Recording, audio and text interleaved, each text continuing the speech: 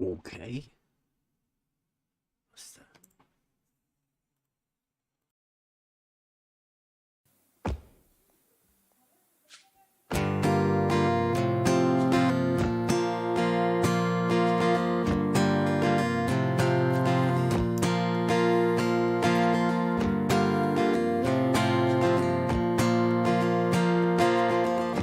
Looking out upon the shore, I found balance and so much more. It's getting clearer all the time. All we see are all these dead straight lines. And show me what's in reality. I won't compromise between the truth and lies. This is where I make my stand. Please don't take me to your la-la land. It's all about geometry. All we see is horizontally. Show me what's in reality, and I won't compromise between the truth and lies.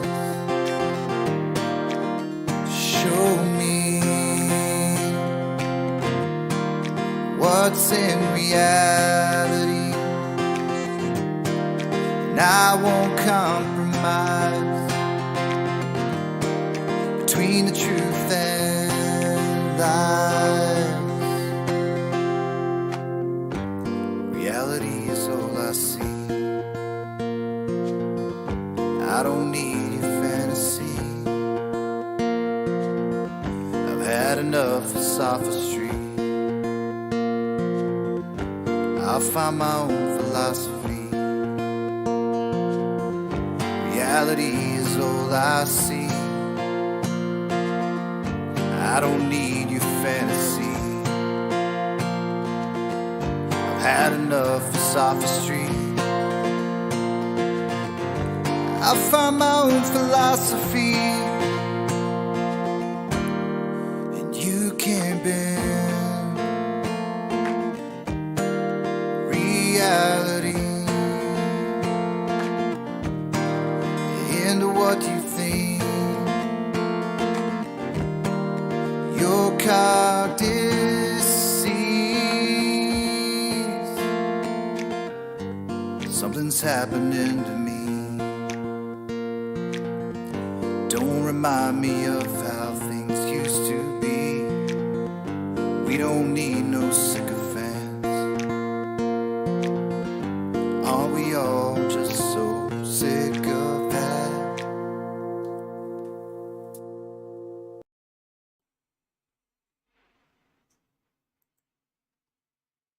And we are live. I hope. Yes, we are. Welcome everybody. Thursday again. Come around really quick again. Euclid night. Going over geometry, which is a very big issue at the minute. Globe model is really struggling, as it always has been. But at the minute, it's being helped along from a guy called F.E. Dogma. And he's made a video, you probably know, with a tangent 2 places. So we're going to be going over that tonight. The actual geometry behind it and why it's just not possible to have 2 tangents on one straight line. And some of the excuses that have come around to try and separate that such thing. And the consequences of it too for the model.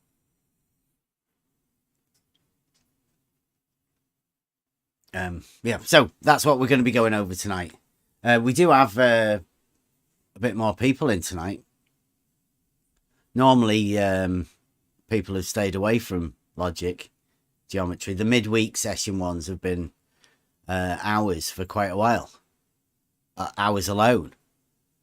But we do seem to have some more people that are seeming wanting to come and get involved in it, which I quite like. And since what we're going to be going over is really simple, we should be able to help a few people hopefully try and understand this,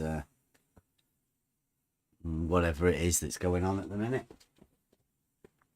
with within geometry. So what I've got a few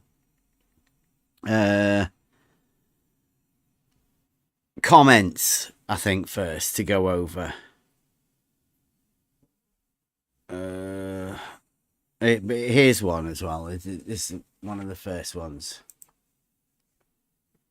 Can you see that? I don't know whether it's that good. FE Dogma is talking about 4 foot higher at one end. But then he says, they banned me for unknown reasons a few months ago. I'd like to point out FE Dogma is not banned from this server. In fact, he's in this server. We've been messaging him. He's never been around. We can easily message him.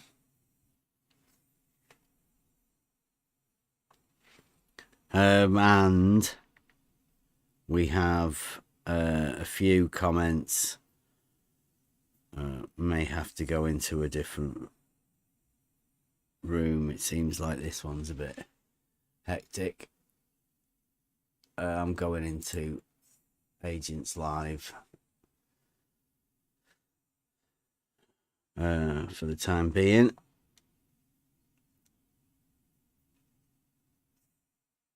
For comments. So we've got a few. Now this one, it's very recent. And this is from Harry Callahan. And he says, how long are you guys trying to understand this LIGO thing? Well, it's not. We're just talking about the geometrical thing. So how many materials has already been presented to you about this? And you are still able to come up with gems like the one at 203, where someone says, straight line cannot have two tangent points to the same circle. He says that somebody says that it's a gem to him, which he then says, which is of course correct. So the statement that we said is correct, and then he says, but no, also nobody is claiming that there is a line with two tangent points to the same circle. It is your straw man and proof that you guys still don't understand this. Well, I'll point it out again. The only reason I said that was to force them into saying that there were two different circles. And you don't understand. Two different circles means they're not obeying the laws of geometry. They're just making stuff up. And now they're admitting that. It's not the same circle. It can't be. There's two tangent points. That's all I was pointing out. He says there are just two concentric circles with one tangent line to each. Both tangent lines and one circle are sharing one common point. I can easily draw with all necessary constraints in CAD like Fusion 360. It's perfectly valid geometry. It's not. It's one line. Therefore, you cannot have two tangent points on it. But then, it is a bit contradictory to what FE Dogma says. I'll put that. Because he said concentric circles. like Rumpus drew the other day. FE Dogma says, I don't understand what motivated them to bring my video up for discussion on their channel in the first place, since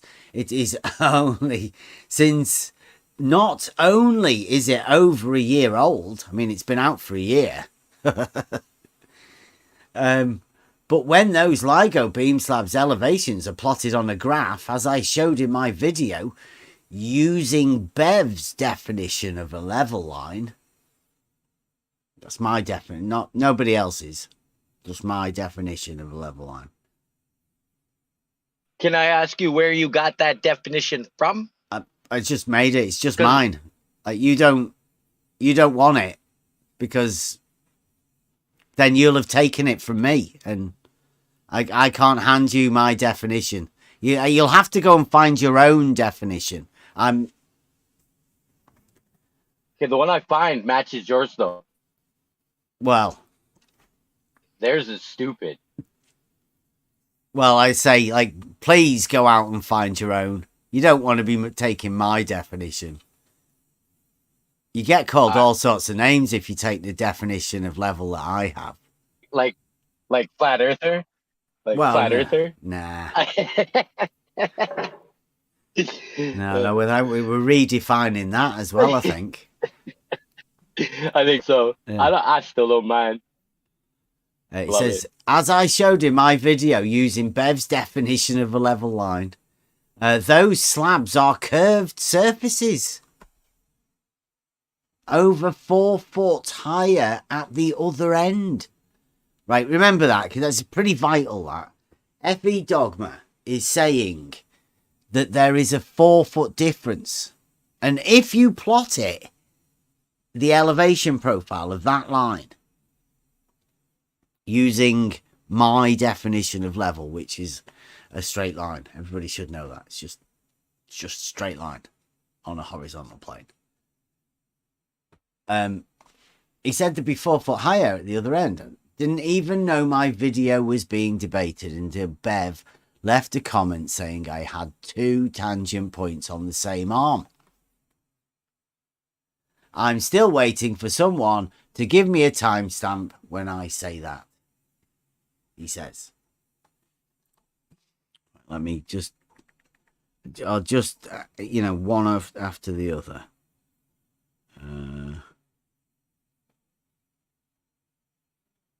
This one here. So in this picture, you can see that this being LIGO, he's labeled it a horizontal line. He has, from A to B. And there's a tangent point at A and a tangent point at B. Very simple. And they're all connected with horizontal lines.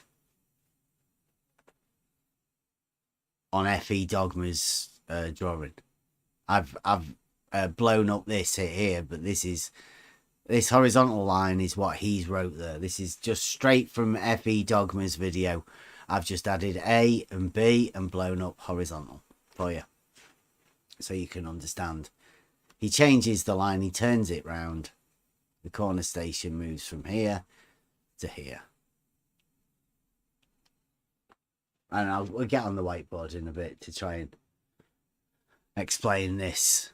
But yeah, basically, there is a horizontal line connecting A to B in FE Dogma's video. I've not done anything other than point that out, and to point out the fact that he has a tangent at A and a tangent at B. It's impossible. They need to have 2 circles. It's the only way that can happen. Now, we've had a fair few different comments from people about this sort of thing. FE Dogma has himself stated, let me find that.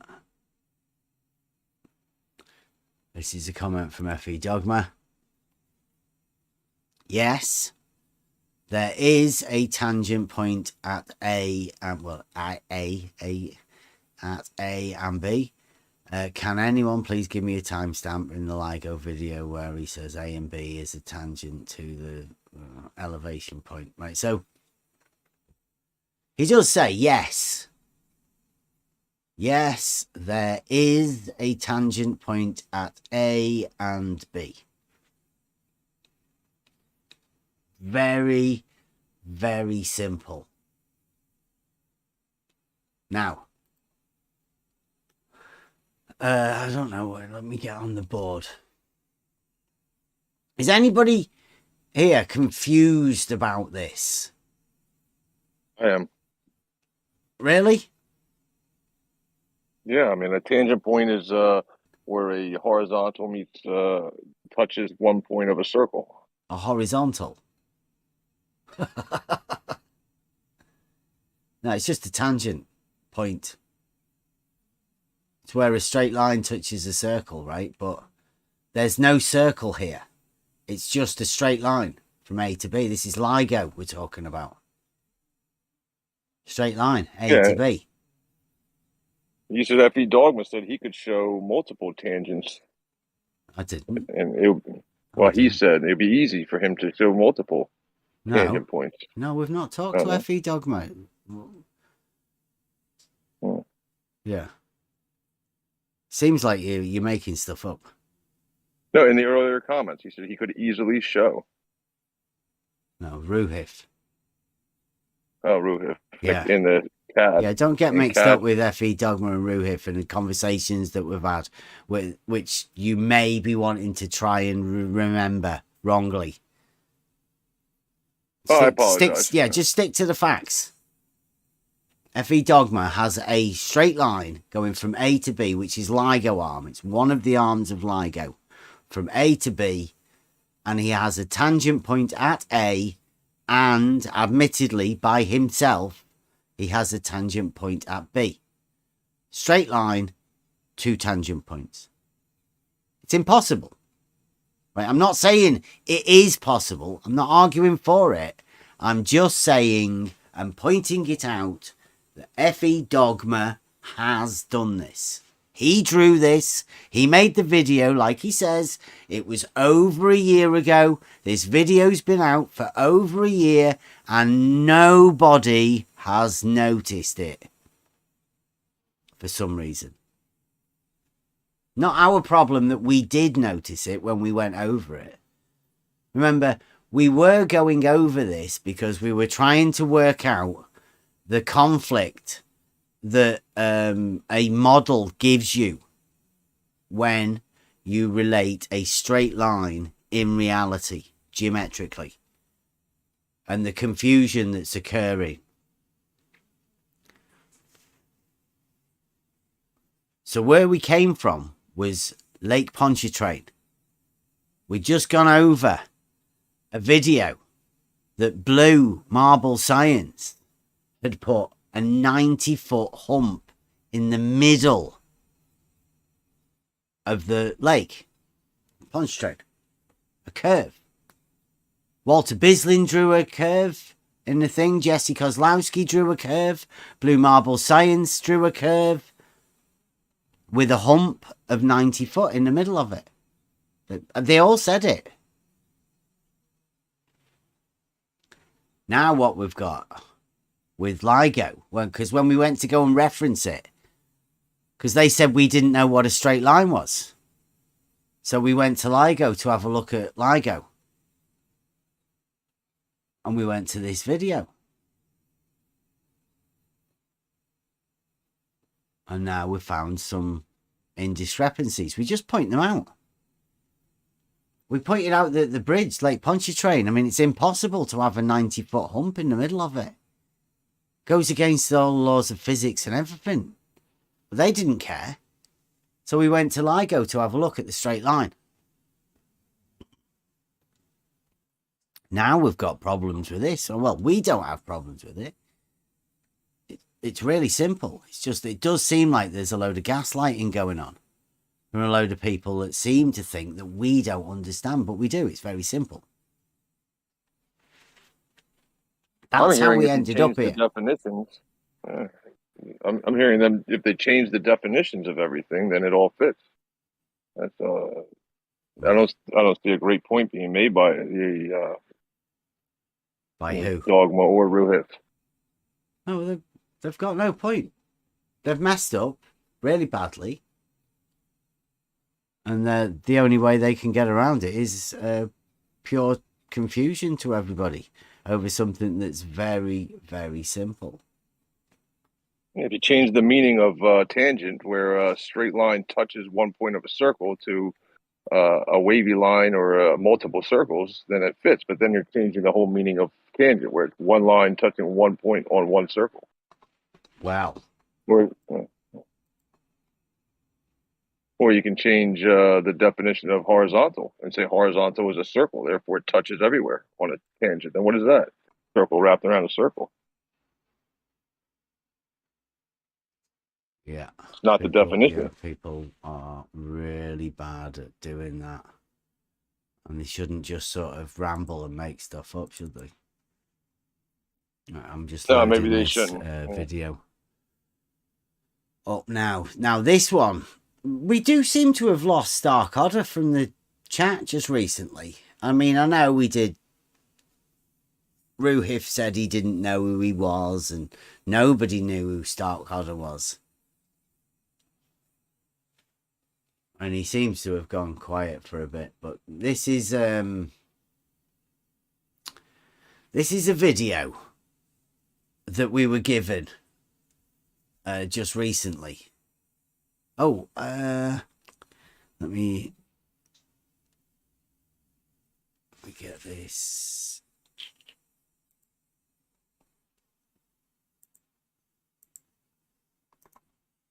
Copy it. Right. So this is another picture that we got from.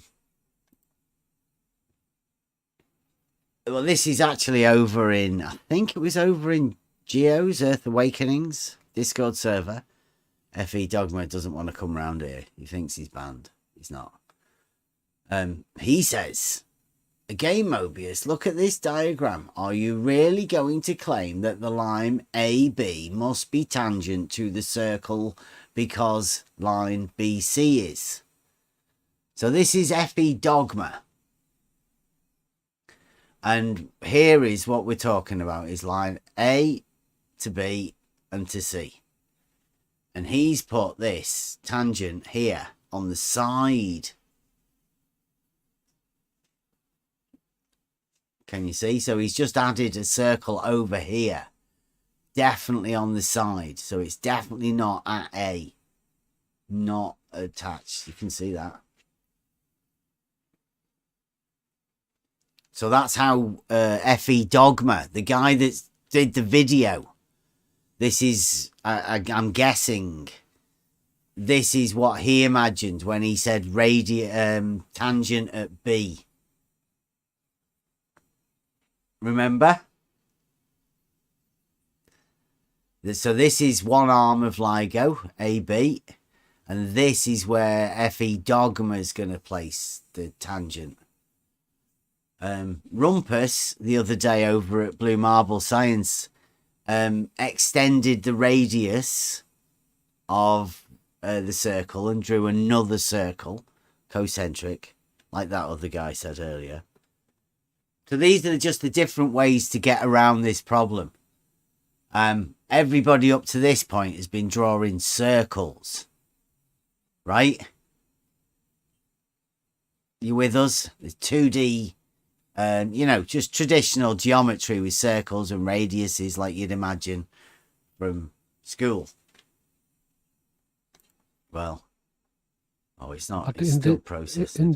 In this drawing, the circle is behind AB and should be beneath, according to LIGO representation. So I cannot see how it is relevant to the argument of this drawing of LIGO. It's just an extension of line AB. Yes, but this is not what LIGO drawing supposes to or suggest is to show, because it has to be underneath, not behind. So It's on the side. It's on the side. Yes, Yeah. this circle is on the side, but on LIGO, it shouldn't be. It has to be as the representation of Earth curve. It should be beneath. Well, at first, when I looked at it, because I know how they normally do it, they normally have the ball is the big E, right? So I'm thinking, he can't really think LIGO's like that, right? Because that would make LIGO vertical, wouldn't it? Yes, the radius is like what they've been telling us just recently, especially Brenda just earlier. That radius is always vertical, so that would make the line AB vertical, and that's definitely not right either. Yes, because this line AB is depicted as a horizontal line. On original drawing, but here we can see vertical line. Yeah, but it's pretty obvious that there is no relation to the tangent at A with that circle there, right? And I think that's what F.E. Dogma is trying to point out, right? That he just makes another circle, right? That's how easy it is for him to have two tangent points. But this drawing doesn't represent his previous drawing of LIGO. It has nothing to do with that. No, well, no, because that's what Ruhif said. Ruhif had, he said that drawing there has definitely got nothing to do with LIGO. The A, B, and C and the tangent point at B has got nothing to do with the LIGO video or drawing or anything. He's just literally in that thing there showing you how a tangent can be at B and not be associated with the line AB. That's all he's doing. That's what Ruhif said. All right, then, but the question still remains: why F.E. Dogma draw this drawing? For what purpose? Just to get out of the argument, obviously. He doesn't want to address the actual issue of the fact that he's put two tangents there. But maybe this might help, because I promise we didn't commission this. We didn't pay for it. We didn't set it up. This is no joke. This is honest, real video that was placed in Next Level Discord server by a number 2 of the Wolfpack. The number 2 of the Wolfpack. This video. You guys need more Wally. Now, let me explain LIGO tangents to you. They're super easy, barely an inconvenience. Now, think of a tangent point as the place on the line that is closest to the surface, and you can't go wrong. I will even show you with a real-world ball. Now, here's LIGO. Here's LIGO.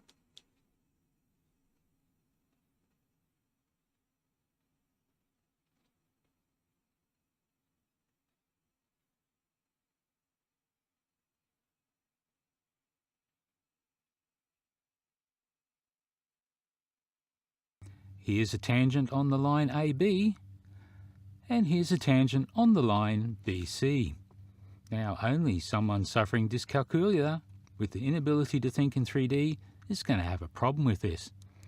Thanks, Stark Otter. This has been really great fun. Thanks, Stark Otter. You guys need...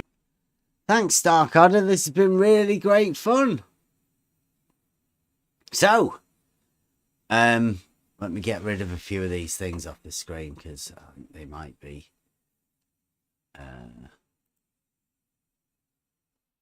disrupting. There you go.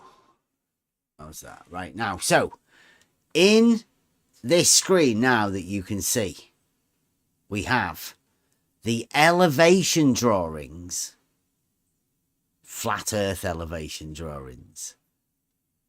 I think Ruhiv called it the one where you've got an X and a Y that are horizontal, vertical. These are the arms. The green and the blue are what you call elevation profiles of the LIGO arms. Apparently, they've plotted it. So these are the elevation profiles of the LIGO arms. Yeah, elevation profiles. One and it says this is southwest arm. This, oh, you can't see that. No, never mind. The green one is the southwest arm. Need more, Wally. There you go. The green one is the southwest arm here. And this one here is the northwest arm. Southwest and northwest. Interesting. Choice of terms.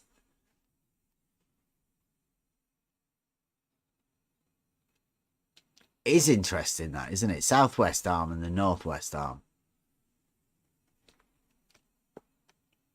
With different elevations, apparently, as well. Look, you can see it. It even curves in the picture. But the main thing to notice is they've definitely got a different elevation on this arm to this arm. Okay. Now, let me explain LIGO tangents to you. They're super easy, barely an inconvenience. So Wally's going to explain LIGO tangents to you. Right, in case you didn't know, tangents, 2. More than 1. There's the Wally. Now, think of a tangent point as the place on the line that is closest to the surface. Unbelievable stuff. Go wrong. Think of the tangent line, says Wally, as the point on the line closest to the surface. And he's not joking. That sounds like a redefinition of what a tangent is. I don't know. Maybe you don't know what a tangent is. Wally's going to help you explain, but be careful. Sometimes people don't really know what they're talking about. I will even show you with a real world ball. Now, Closest. He said. Go on.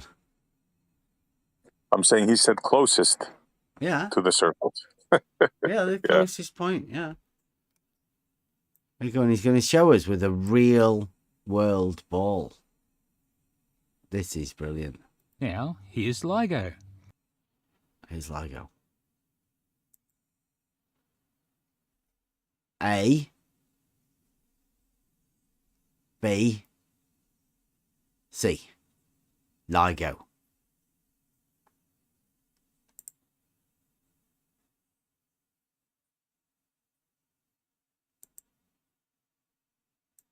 Shocking.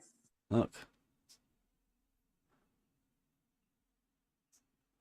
See these little toothpicks? Gadget's got it. In case you didn't know, these are the toothpick tangents of LIGO. This is F.E. Dogma's twin tangent paradox, solved by the toothpick tangent of Wally. Very ingenious. I'd say maybe a Nobel, maybe in order. Toothpick tangents.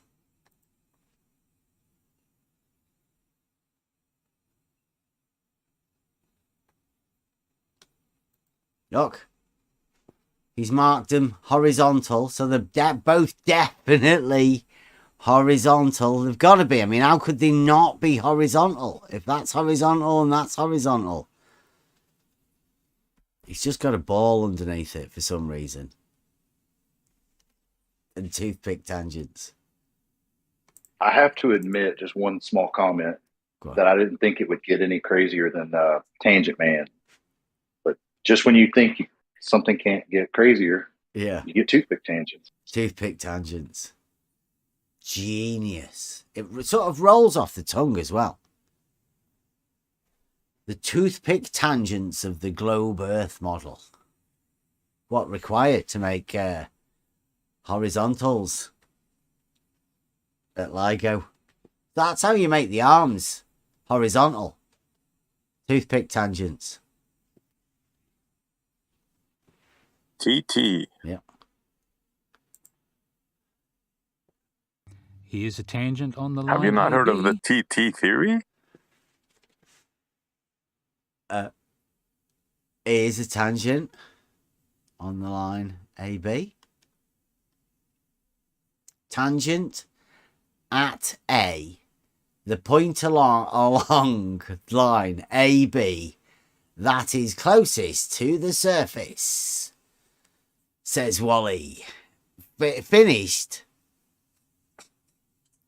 with his globe.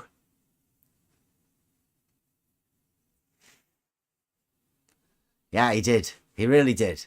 He sellotaped a Scrabble letter to a square onto a yoga ball and claimed "'tis globe." "'Tis globe." You can see why Wally's number 2, can't you? Number 2 of the wolf pack, this guy. Be worried. Very worried. Yeah. This globe model defense doesn't get any tougher than this. There we go. And here's a tangent on the line BC. And here's a tangent on the line BC. That toothpick there. Toothpick tangent. But it's also on the line AB because it's there at B, isn't it? Tangent at B, which is the closest point to the surface along line BC. Because this globe. Toothpick tangent also. Sellotaping this end down here. Globe. That's a globe. And then put a toothpick over here. Tis globe. It's globe. Nice. Gotta be. Double. Boom. Of course. Doubles. What else could it be? Yeah, toothpick tangent. Tis globe. We don't just make up things, you know.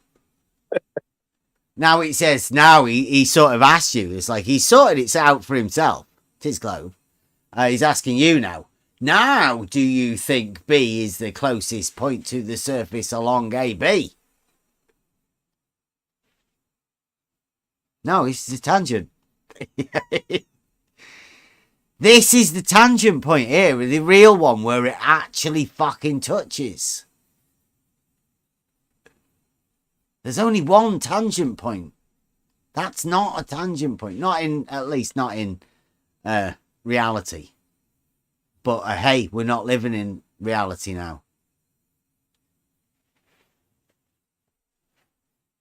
These are, toothpick. Tis globe.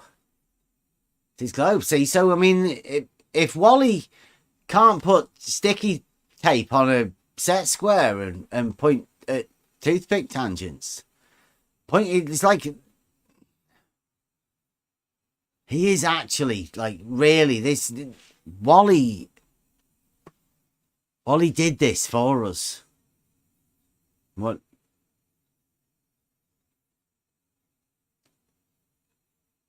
I think it is mockery, just mockery. Yeah.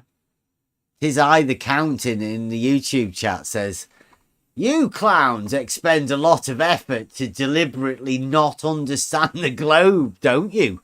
Strange, that is. So please, can everybody please take a bit more notice of the globe model and the toothpick tangents? Like, can we all, like, please acknowledge the effort that Wally's gone to make this video? To point out Try not to laugh the too toothpick much. tangents. I mean, if you're going to have two tangents on one straight line on the globe model, you have to have one of them as being a toothpick tangent.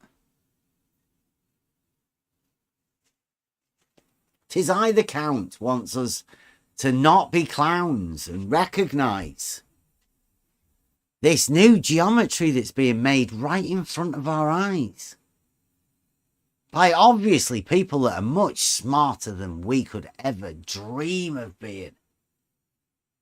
Look at the model he's made.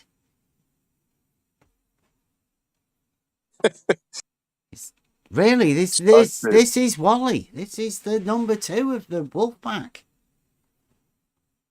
Scotch tape, Scrabble numbers, and toothpicks. Yeah. Cosmic Surfer says, oh man, if you guys only understood Afrikaans, toothpick tangent has a great connotation. It rivals one guy's sticky tape and crayons to make the measurement. Oh I yes, mean, it's pretty close. Oh, yeah, for sure. Sticky tape, crayons, and pattern flashing lights. Even the Oh, Christmas God. lights. Yeah. I forgot about the pattern lights on the tripod. Yeah, Wish we but could've seen it. this is, I think this is one of our best achievements yet so far, to confuse the shit out of a group of people so much that they just do this. He thinks just because it's the closest, this is the closest bit. Doesn't realise it's on a plane. The ABC establishes 3 coplanar points.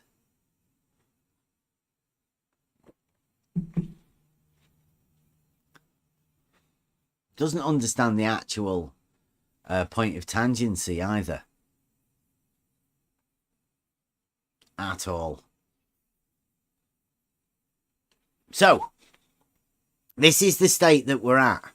Now, it should become obvious that this toothpick tangent definitely, absolutely, is not this tangent here. This isn't a toothpick tangent. The FE Dogma has put this one.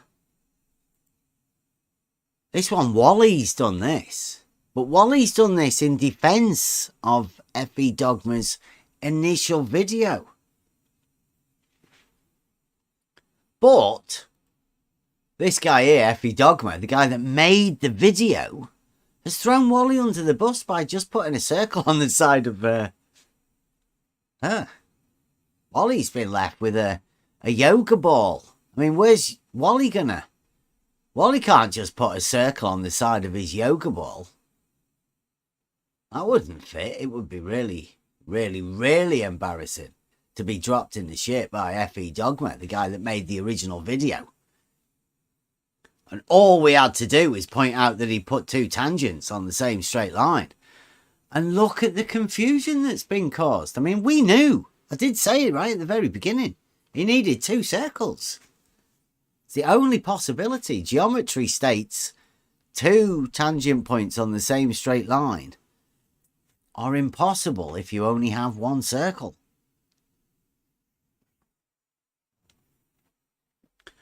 Luckily, we had a little bit of an idea of understanding of geometry, Euclidean geometry, and we spotted that straight away.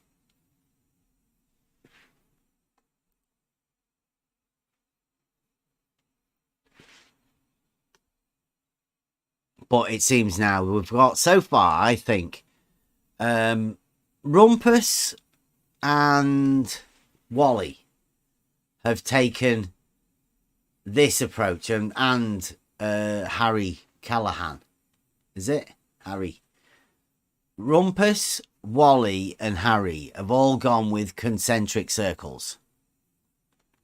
Like imagining another one, because I think we did hear this as being called an extension of a radius. The toothpick tangent is the extension of a radius beyond the circumference of the initial circle. Technically called within maths bullshit, just made up, not a real term at all. Complete globe geometry. This is stretching the bounds of what is real. But I mean, they are really trying to push the boat out with this. They're making, I don't know, I think this is where non-Euclidean geometry is made. This is the birthing ground. There could be a Nobel Prize in this for Wally, because this is the sort of stuff that is required for the globe model. You have to stretch the bounds of the mind in order to make it. I thought that tangent line does not intersect circumference. But in this where is Wally example, these two toothpick tangent lines are intersecting circumference. So this is new kind of tangent line. Yeah, extension of a radius beyond the part where the radius stops. I mean, it's futuristic, isn't it? Non-Euclidean, but sort of keeping three coplanar points, and like it keeps elements of Euclidean geometry. I think as a decoration. Yeah, because when you think of it, it's that ingenious that their conceptual idea of spherical geometry ends here at this surface of the ball. That's it. Doesn't ever make it anywhere over here. So all of this stuff above the surface of the ball is well, apart from the LIGO arms and all of that, it's just completely conceptual. This is the realm. I will call this realm in between these two bits here, the equipotential angle of adjustment.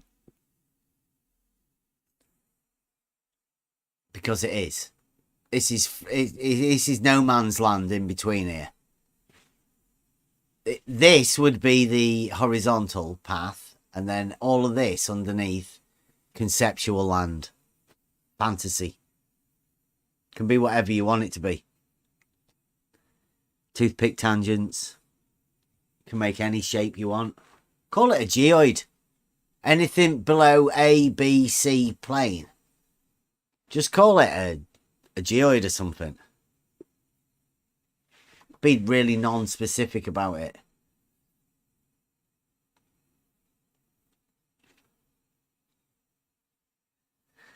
Next week we are going to be going over Rumpus's test and all of that, because sort of this does feed into the problems that are sort of, I'm hoping to be able to explain the test, straight line Euclid test, to somebody very soon.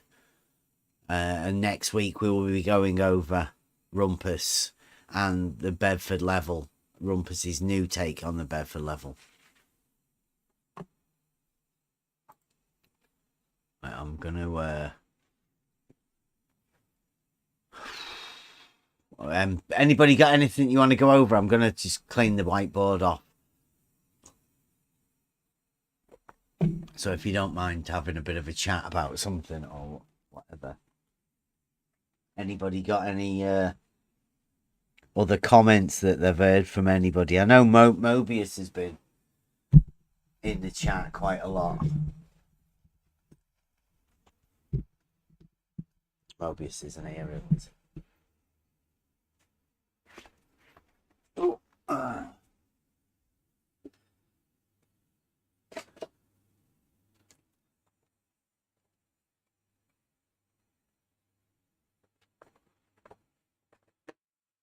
not that this really needs going over too much.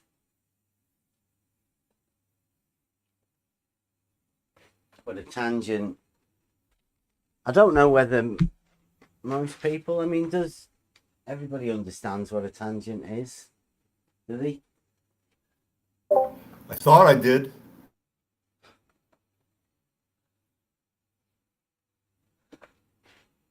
See, that's the problem of all of this, is that they're just going to end up confusing people more than they would normally have been. I never had any contradictions like this with what a tangent was up until now. Yeah. Hopefully, you know, like once you realize that what seems so simple is definitely that simple. That, you know, this is sort of a proof that they don't know what they're talking about, in a way. It kind of does. Can't help you. Sorry.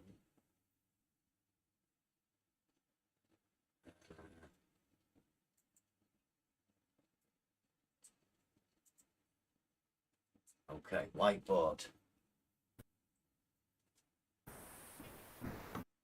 Oh, wait a minute. Oh, you can't. Sorry. You guys want to see what You guys hear that the Georgia Guidestones got blown up? Yeah. Yeah. I'm demolished. Yeah. Do you reckon they'll put them back? Dude, if I knew the purpose behind, well, I think I understand why they were first erected, you know, for us to talk about. But if this was some type of ritual that they knocked it down, or it was scheduled to be knocked down at a specific time, I don't know. I can't say. So, right, the whiteboard.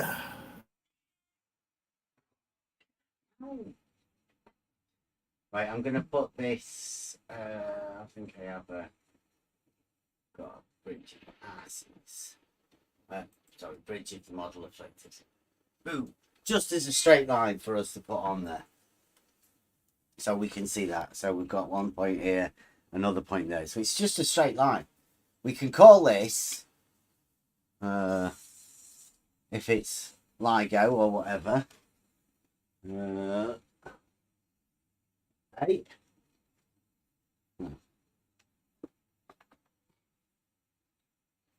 Yeah. A there and B there. A and B. So, in order for us to have a tangent point at A, we need to have a circle.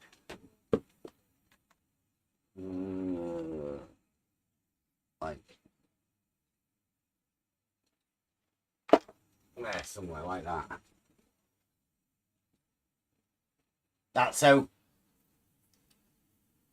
Should be pretty obvious that this line here touches this circle at 1 point only, and it is always perpendicular to the radius.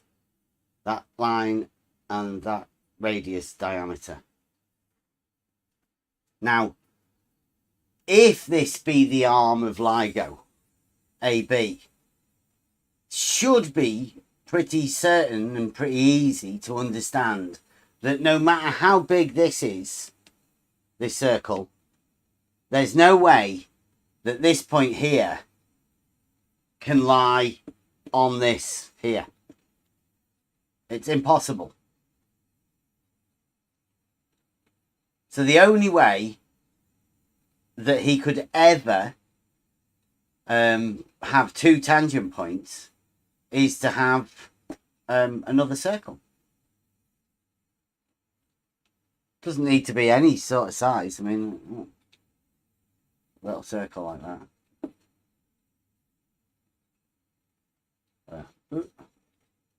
Tiny circle, another tangent. But that's all it takes.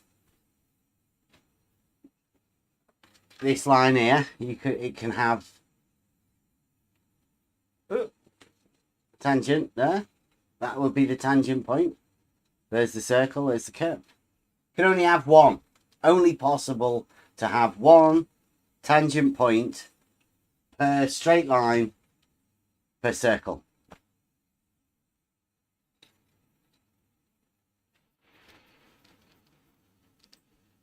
And this point here is the only bit that they can have on the globe model as being horizontal.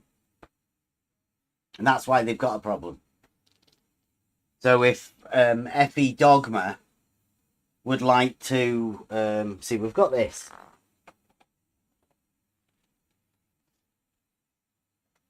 This is a square, but sort of like LIGO, AB. So you could have it like that.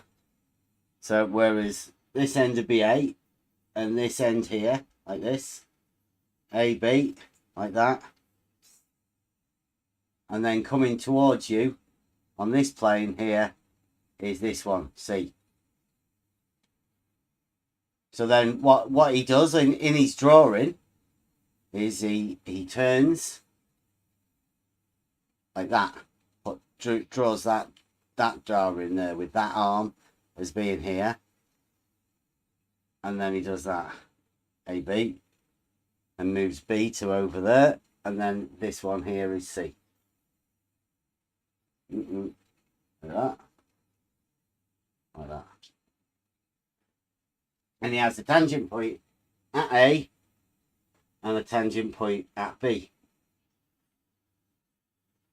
Impossible. This one line. Like that. Tangent point here. And a tangent point here. Even if he does that, turns it around sideways. Still got a tangent point at each end of that. There can be only one tangent point. There can be only one. It's that Highlander. Not only for arms, but also for plane, yeah, which these arms are creating. So if you can draw a whole plane between these arms, and this is still only one tangent point. Mm-hmm. This would be your ABC. Only one tangent point on a plane. Only one tangent point on a line. Only one tangent point. It's a very basic rule of geometry. I've got one. I've got a LIGO arm. There you go. Tangent plane.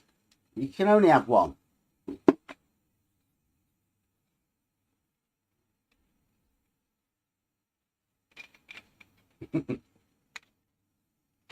So, I mean, if anybody wants to tell FE Dogma that we definitely know that it's not real and you can only have one tangent point per circle, somebody should tell Wally that you shouldn't be drawing toothpick tangents, because that doesn't make it a tangent. Just means you're drawing lines, sticking toothpicks on balls. Like if I draw this line here,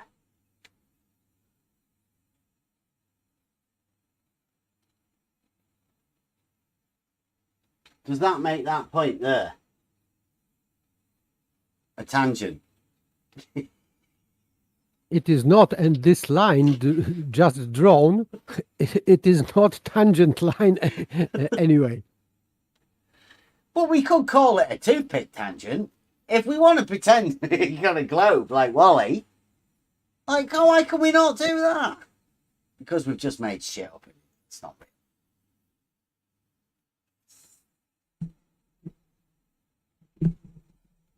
That's why we call this the bridge of the model afflicted, this straight line.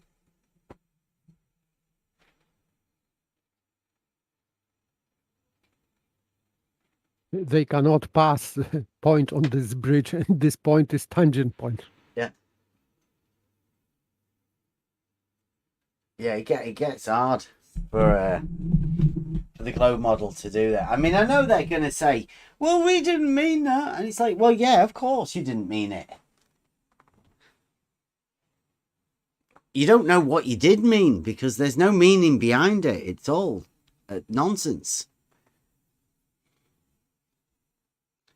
These are the lengths you have to go to. The lengths you have to go to justify a model.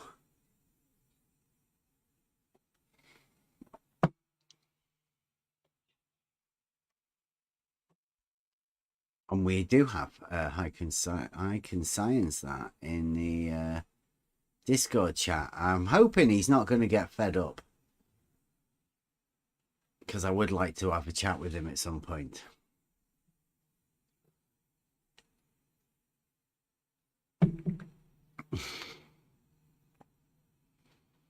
Extended tangential point of belief. That sounds like quite a good one. It doesn't really sound too geometric though. I like toothpick tangents. Yeah.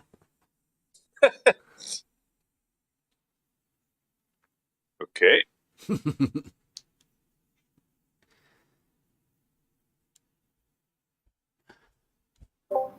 Is this just a method by them to have us arguing about stuff that really we shouldn't be arguing about and keeping us stagnant and not moving forward the way we should be? Because the fact that we have to go over this, it's something that's just not in reality. Yeah, well, I think it does go to show quite succinctly that they're falling to pieces. They're at the end. Everybody's running away from this. They know they can't explain any of it. And when they do, when they try to, they just end up, I don't know, they end up looking like Wally. Like a Wally. Like a number 2.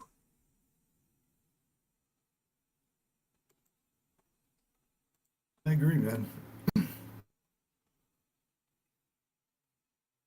And by the way, Effie Dogma debunked Wally's film. With the... With his drawing, this circle behind AB. So this is just debunking where is Wally film. Yeah. Yeah, and Rumpus as well.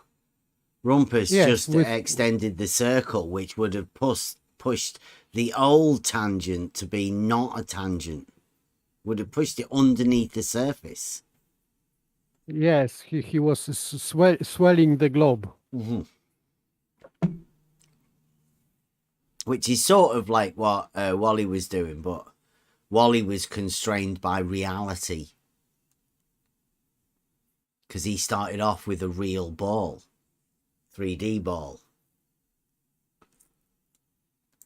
Unfortunately, I said there's a bit where I said to Ruhif, I said, you should really go and apologise to Wally.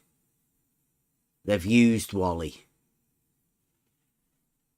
for this. You guys need more Wally. Now, let me explain like...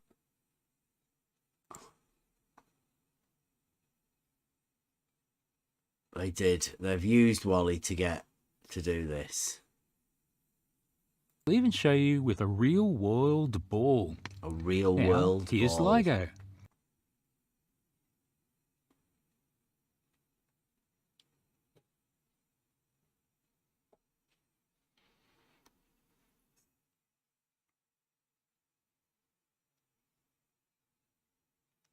shocking. That is shocking that he's put the horizontal lines on it.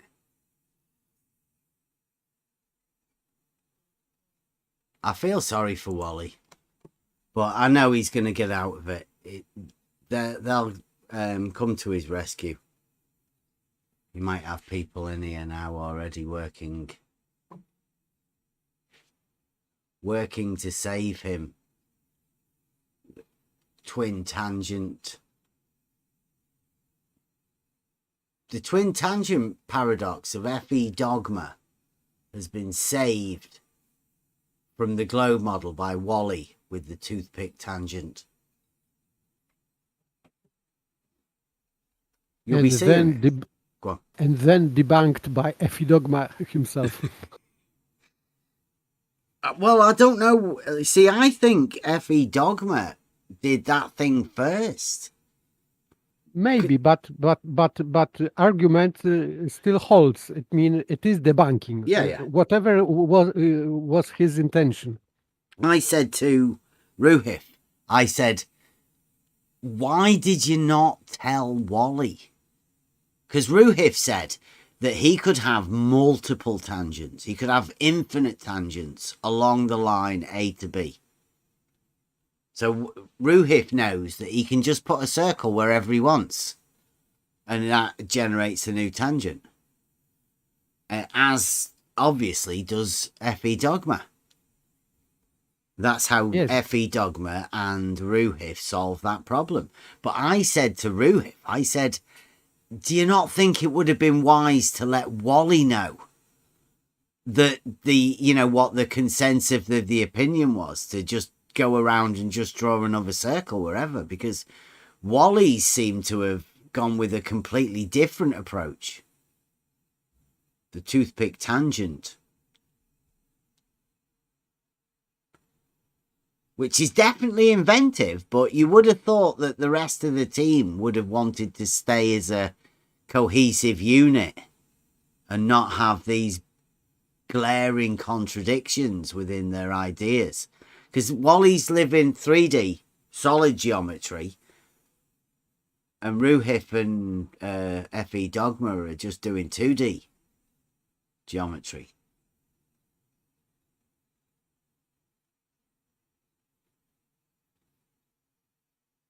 I'm liking it. I don't know. You could ask people, I think. I mean, you could really say something like, look, we know this is ridiculous. But imagine you live on a globe and you have to put two tangents, one at each end of a line. The straightest thing in the universe. How would you solve that problem?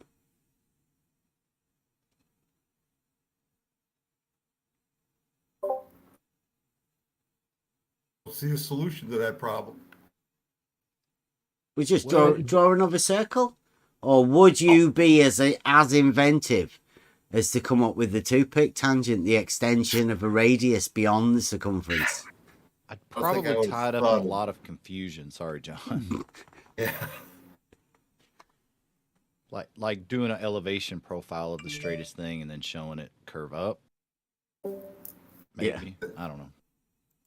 It's so contradictory to your thought process when those things are said that way. Yeah, I think we do have to be careful because, although we are joking about it, we have had the experience of knowing this sort of stuff. And we do have the counters to it to make it into a joke. It does become funny to us because it's just so ridiculous. The logical process allows you to have a reductio ad absurdum, which means you can point out an absurdity and say, look at this ridiculous thing that would have to happen if we don't have the other way, right? You can have a proof by saying, well, if it isn't this way, Look at the ridiculous consequences of what would occur if it isn't a proof. It's true. Yeah. And that's what we're dealing with coming from the globe. The globe are grabbing hold of those ridiculous concepts and saying, that's what the globe says. We have to. That's the globe. The globe model has to dictate it. This is what They have to Buster come up was with the talking about in the excuses. chat. Go on. Yeah, they have to come up with the excuses to support that argument. And they get so ridiculous. Toothpick tangents. Come on.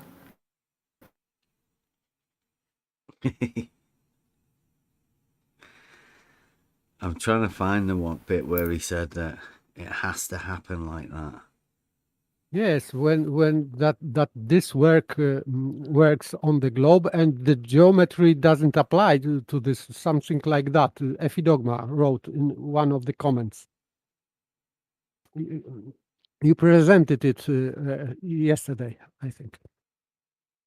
Yeah, I've got. Well, I do have one here. It's quite a long comment. So yeah, this picture that you're looking at the minute is a picture given to us from Ruhif, and this is an elevation profile of, I think it's that arm of LIGO, or it may be another arm of LIGO, but it's the straightest thing in the universe. This blue line here, is the elevation profile of the straightest thing in the universe. Unbelievable. Claimed by the Unbelievable. And these arms allegedly have lasers being shot through them, right? Yep. How can they possibly bend? They can't. It's an elevation profile. The consequences of this are, well, obviously, they end up with what they want. But the ridiculousness, this is a reductio ad absurdum.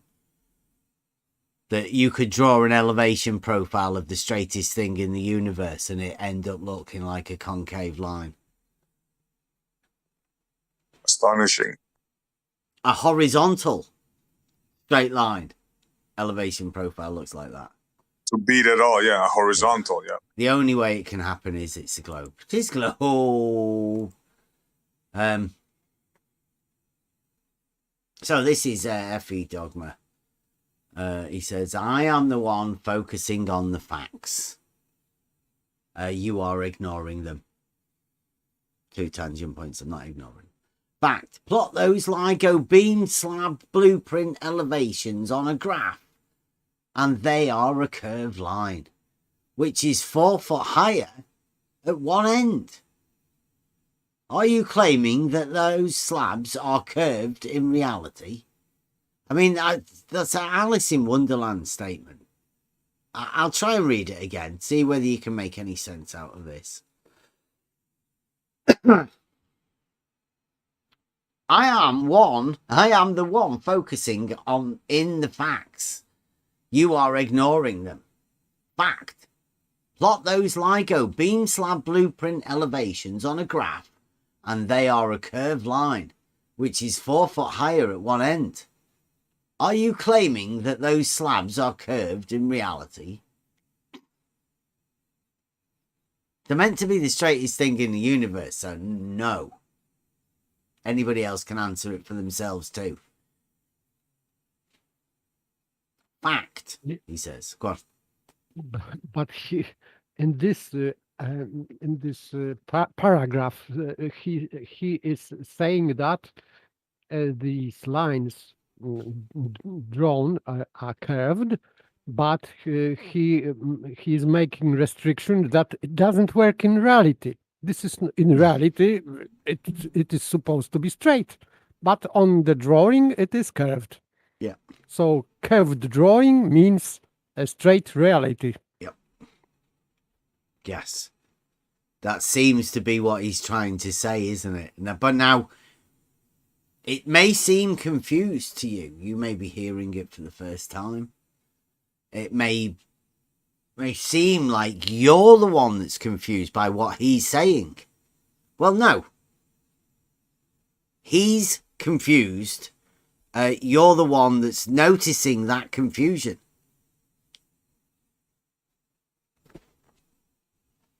Yes, that's why this question at the end is nonsensical. This is malfunction question. They always put a little question at the end just to, I don't know, it's like it shows that their confusion that they have in their own mind, and they throw these questions out at the end just to, I don't know, appease themselves perhaps. I don't know. We'll have to have a conversation with somebody that does Now, this. what does he mean by the beam slabs? Is this the structure underneath the tubing that's supporting the tubing? The beam slab blueprint. I think he means the top of the concrete. I think. Yeah, that's what I'm. Yeah, which supports the tube itself. Yeah. I think this is the construction of the concrete. I think what they're saying is like the way that I'm guessing most people can justify this, especially with the Globers, right? There is a company that goes in. Can you set us out some concrete? Oh yeah, of course we can. What do you want? We want to go that way, right? Well, you lay it out. We'll put your concrete down.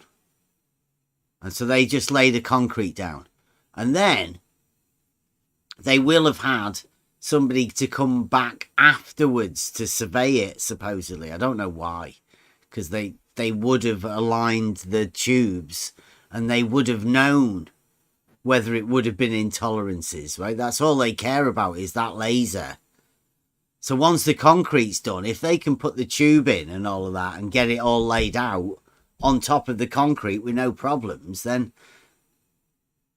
job done. There is no problem. Yeah. So he carries on. He says, fact. Metabunk curve calculations, metabunk, beyond nonsensical, is what metabunk means. Curve calculations based on LIGO blueprint distances to those elevations and subtracted from those elevations. Turn that curved line into a straight line with an accuracy of less than 1 inch.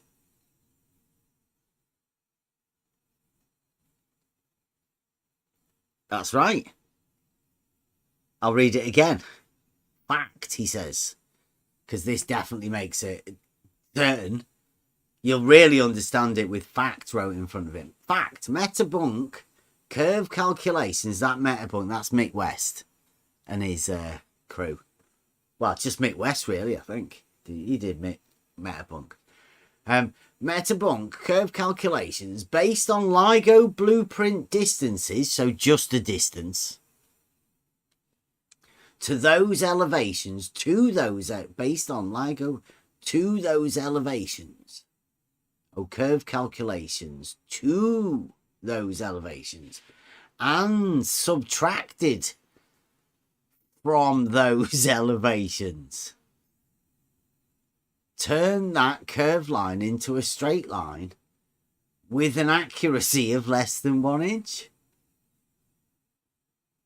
So I wonder whether LIGO actually hand out the metabunk curve calculations if you want to try and... So let me get this straight. They can bend a straight line, but they can also straighten a curved line. Yeah. I guess it works both ways. I was thinking the same thing. You use the metabunk curve calculation to work it out and subtract that from your elevation profiles in order to get a straight line. I mean, there must be building contractors out there somewhere that know all about this sort of stuff. I will say this. I did listen to one. It was a live stream, but I listened to it later. And the person that was hosting it did say you have to think upside down. Yeah. So shout out to who that was. Yeah. Upside down thinker. Nice. He knows who he is.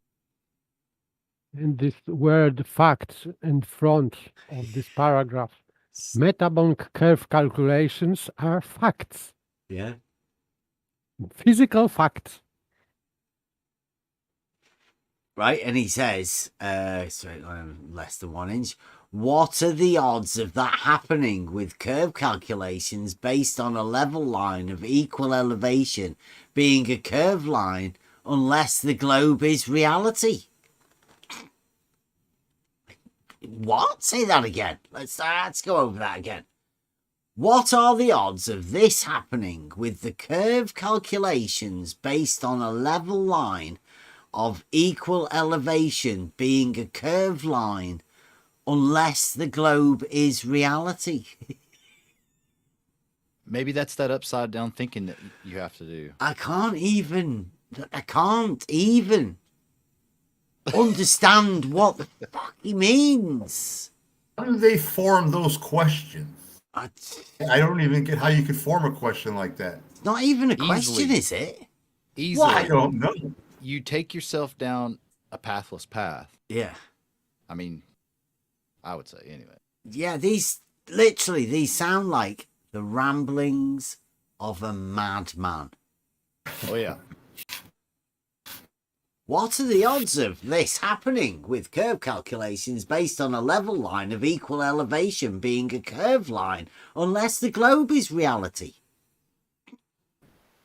The trick is a nonsensical statement. The trick is in this word level line of equal elevation being curved, because level line, of course, it is straight line. Yeah. But of equal elevation, it is on the globe, because they think that equal elevation, it means elevation above a globe surface. So this level line is curved line, as he stated, being a curved line.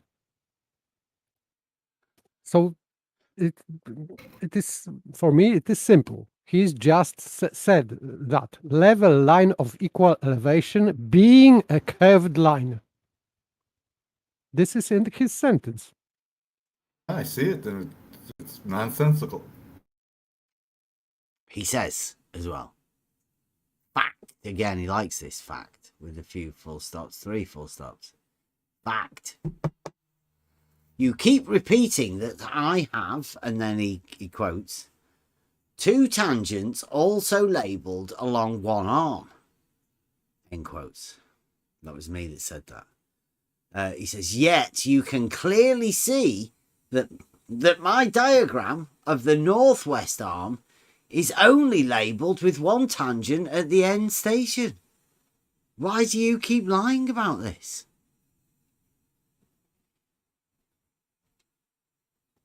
Because he put a tangent at A and B. I'm not lying about it. He even said it himself. Then he says, maybe you should try thinking for once and try to understand the math behind the surveyor's definition of level as a curved surface, only found in the vaults of McToonery. Never anywhere else. The fabled vault of McToon and his curved level surveying definitions. It says, of course, I understand that you have a lot invested with your model affliction of level being straight. So if that is a model affliction of level being a straight line on a horizontal plane, I will gladly accept it. And if that model wants to be challenged, I can defend that model.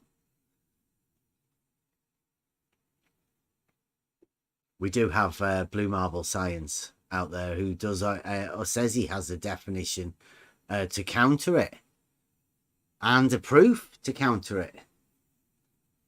If he would like to take us up on that offer. He knows where I am. He knows that the proof for level being horizontal that we have is not just a definition. If he wants to come and test it out, bring your own definition, like you said, with your sloping water level. Proof for proof.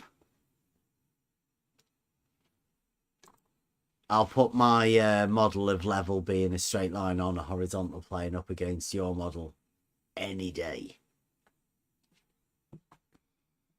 FE Dogma as well.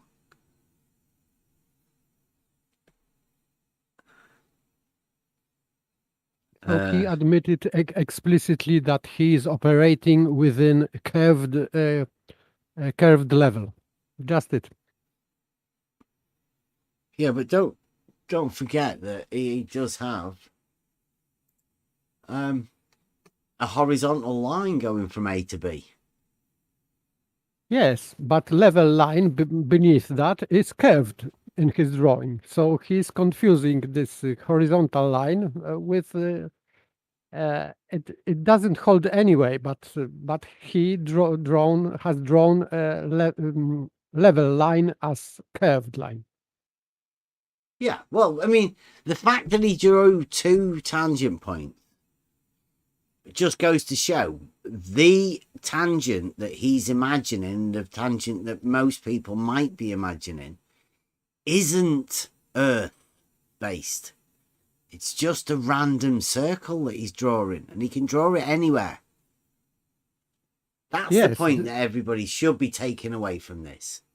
Yes, and therefore this level line is also imaginary. It's not real and cannot be real.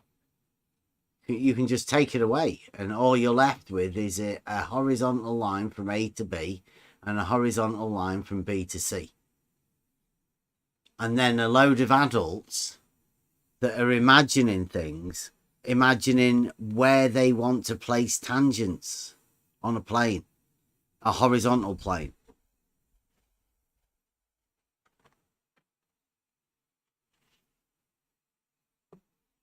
It is literally a proof that there is no model. It's definitely a proof that the people that are defending the model do not have a clue about actual geometry. Yeah, I'm with Paige. Paige says they've got nothing. I was hoping that they might have come with something by now, but it has been made pretty clear that over the 3 years that we've been in this circle, just stating obvious truths, that there's a certain group of people that have nothing, and that nothing doesn't even engage in conversation. It's not even worth having that conversation.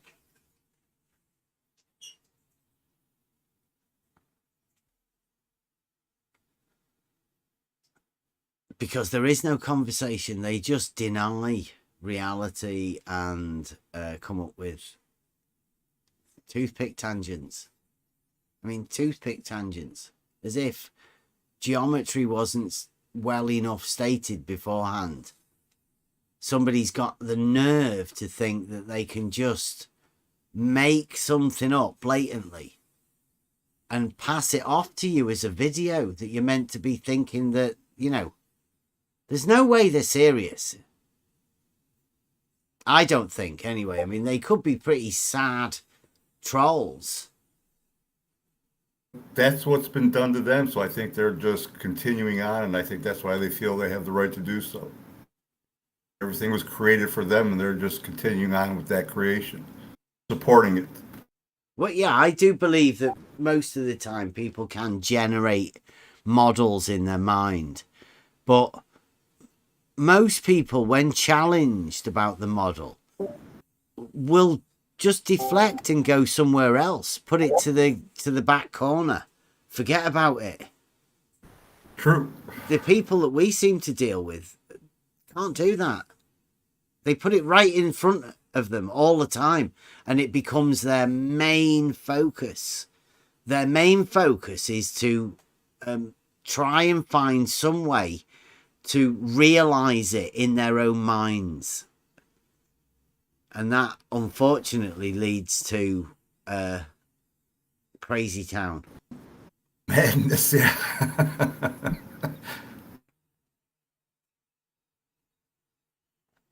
Madness. And can we really expect to work them out of that quagmire? To work their way back to a straight line and what it really is? I don't think so. I think once you have dodos roaming about in your mind, I don't think you can shoo them away. Tend to agree with you on that. It's like herding cats, herding dodos in your mind.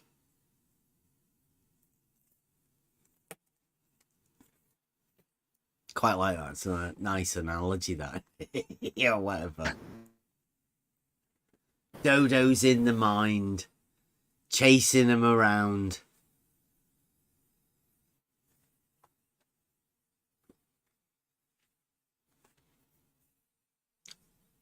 They say things that are obviously, well, they don't support the globe model, let's say. You point out that they've done something, said something that doesn't support the globe model. And then they have to fix it. But they can't say that they've made a mistake. That's the interesting part. Exactly. They fix it without admitting that they've made a mistake, which leads them, I don't know, into some hilarious circumstances for us. You have to address the mistake correctly. Well, they can never, can they? It's like they can't see it. Keep going on about these paralogisms that people can't see. And if you can point out a mistake that they've done, then they can't usually see it. Or they can't admit to it. How many times have you seen that? Well, I mean, they just tell me I'm stupid. They tell me I don't know. I mean, they tell me... You don't understand. If that's what happens when I find the mistake, well, then it happens a lot. But, I mean, how do I know that they're mistakes? I just keep getting told I'm stupid and I don't understand. There are people out there, though, that get told the same, that may not understand. And that's shameful, I think.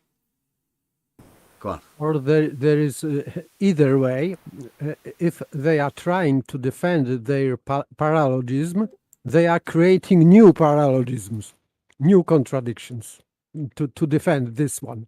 So this is evolving thing. Yeah, constantly evolving. That's why I think people can be stuck in this for so long.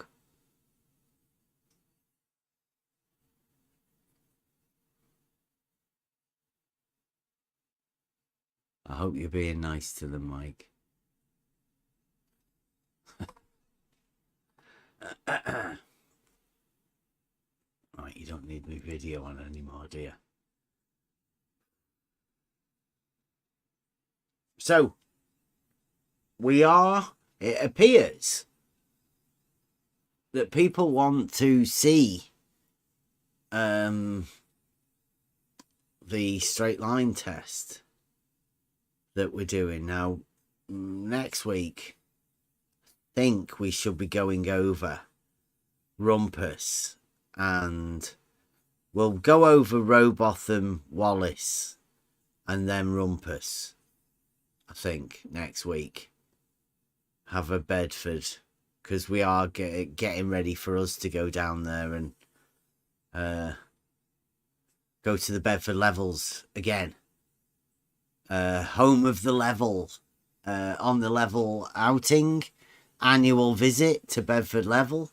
We were hoping to go down and see Rumpus doing it, but it's not looking hopeful for Rumpus, I'm afraid. Unless anybody's heard any differently, I think it's looking like it's going to be a bit hard for this year for Rumpus. Like the Cambridge Skeptics we're talking about. It's been a bit too long. It's a bit late in the year. So we're going to be going down there to go and do it. Blood said it'd be a good idea maybe if we stay over for the night. So it looks like when we go down there, hopefully we can get some good weather. We'll be going Saturday and sleeping over Saturday, Sunday morning, and coming home at like dinner time or something. Couple of meals in the pub while we're there. Take a few shots, go double ends of the Bedford on the bridges. Get the auto level both ends. We'll see what we can do. Do an early morning shot, an evening shot. We could get some lasers and do the lasers from the banks. There's plenty of stuff we can do. That'll be coming soon, maybe within the month. Don't know, depending on if Rumpus wants to come and let us know when he's doing his. We'll be going there anyway.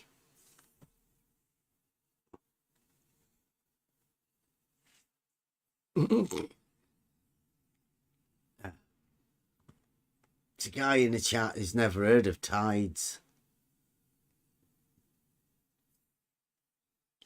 Or waves or anything. Bendy Light. You never heard of waves and tides? Yeah. Oh, that's a blast as well. Yeah, that's a blast from the past, Bev. I know. Yeah. Hello, Jason. How you doing? Oh, is he out there? He's deleted That's Jason. that message. That's Bendy Light is Jason. I've known Jason for years. He's hung around here for years.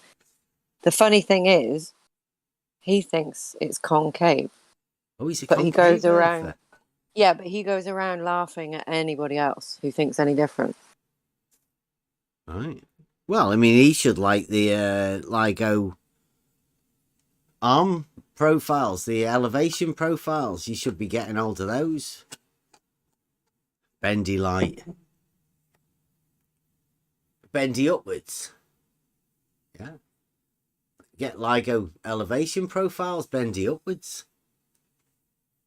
Jolly good. Good to see you around. I don't think I've ever seen him for a bit. Welcome. Welcome to join us. Yeah, so we're going we will be doing the Bedford thing. So if anybody wants to maybe come over, we will when we do go there. We will be live on our cameras and our phones, live streaming to Discord. So even if you can't make it to Discord or to Bedford, you will still be able to come here into the Discord and talk to us and, you know, see what we see. We will have the auto level there with the camera on it, so that'll be streaming into Discord. You'll be able to see that. Yeah, that's what we'll be doing coming in soon. Now, yeah, so next week we're going to be doing that. As far as today with the tangent and the toothpick tangents, I don't really foresee any problems, but is anybody like, because I would really like to nail this into the baller's court, because they just keep coming up with it's a different line or something. I mean, I would like to see FE Dogma address it properly, and I would like to see an apology for Wally from the other guys, just for them to point out to Wally that he shouldn't really have done it. They shouldn't have let him do it in the 3D ball, because really 3D balls don't belong within the globe model. Geometrically, anyway. It was a big mistake letting Wally do the 3D ball thing. And it would only be honest of them if they apologise to Wally. Because I do not think Wally is equipped to get himself out of this.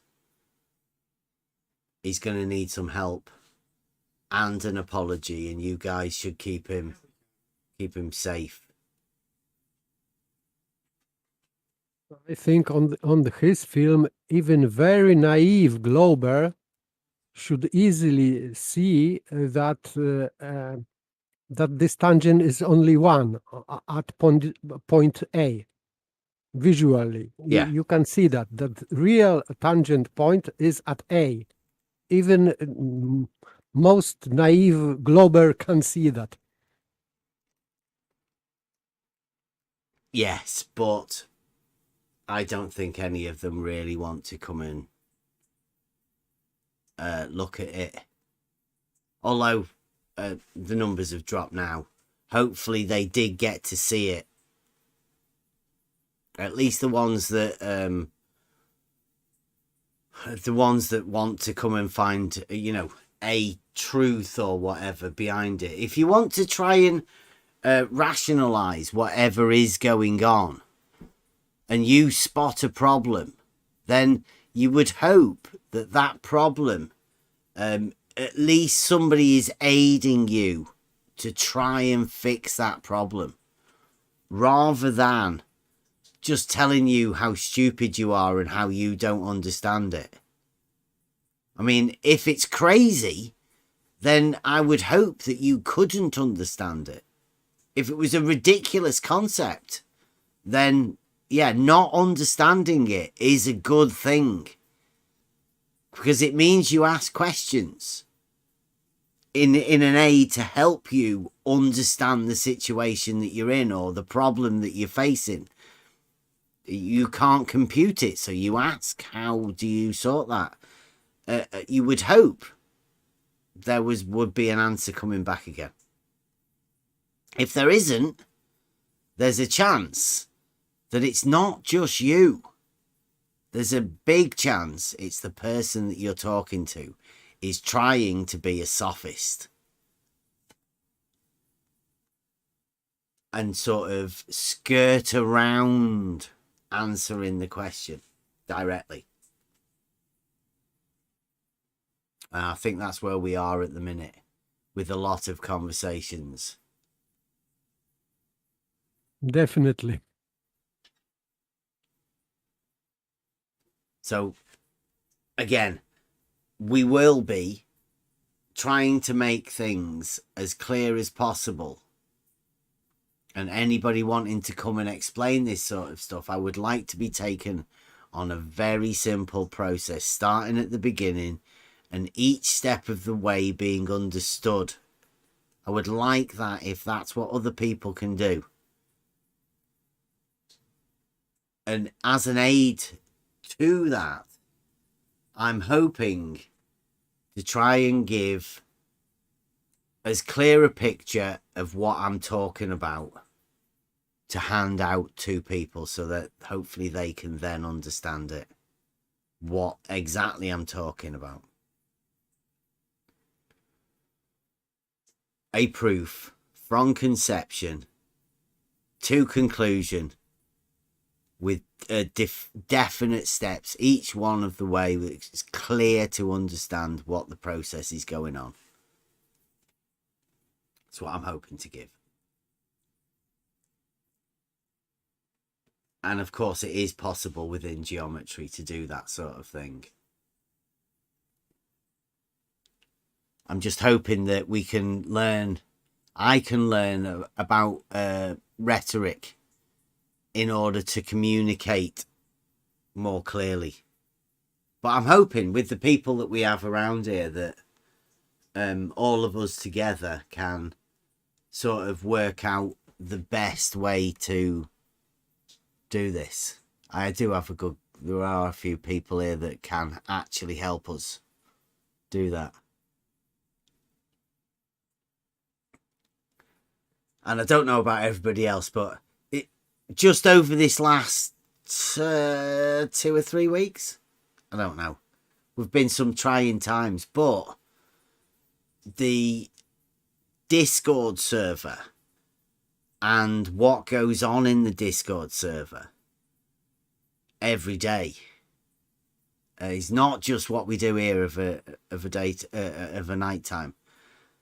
Mainly, what I do here of a night time is not what happens during the day. During the day, there are all sorts of conversations that go on, and they've been picking up during the day, during the week, over the last few weeks.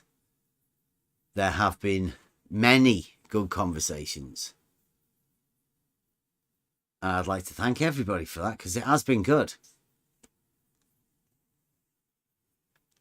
Certainly crazy times. And it may have been generated because of some of the videos that we've looked into. But there are lots more videos for us to look at. There are lots more people out there. Like we have I Can Science That. Very decent chap. I would like to have a word with Flat Earth Math. Since Ruhif said he's one of the top globe geometers. Should know all about straight lines on the globe. How they work. And obviously, hopefully there's more people. Lots more people. Night Sky Jeff in here. I've not seen him for a bit. We saw him about 3 or 4 years ago. Hoping to get a chat. Catch up.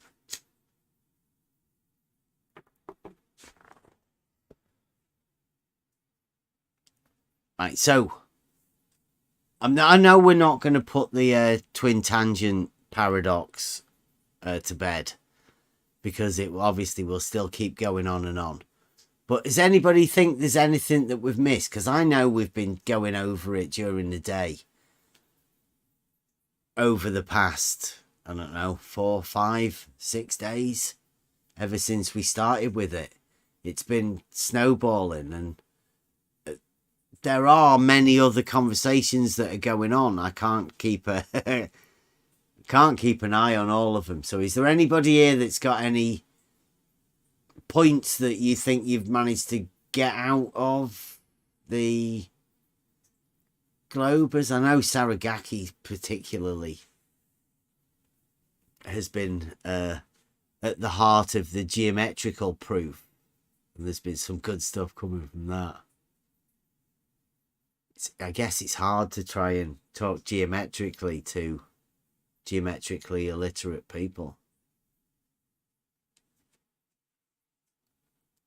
By the way, I am still waiting how to make diameter shorter than circumference. Not shorter, longer. Longer than circumference. It was from alpha, I think. Yeah, pi. It was this proposition, a brave proposition. Brenda did it too with the adjusting pi. I think Bob the Science Guy as well. Oh, if anybody's found or anybody is willing to go in on a search for the Bob the Science Guy inspired water level, I would like to do that. I'm hoping I Can Science That is going to tell us where he got his water level thing from.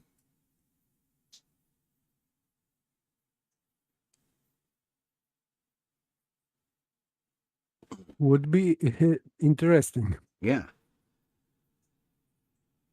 Yeah, not that we need to get into it now, but I was wondering when that was shown on the video by I Can Science That, whether or not that water level is really a water level.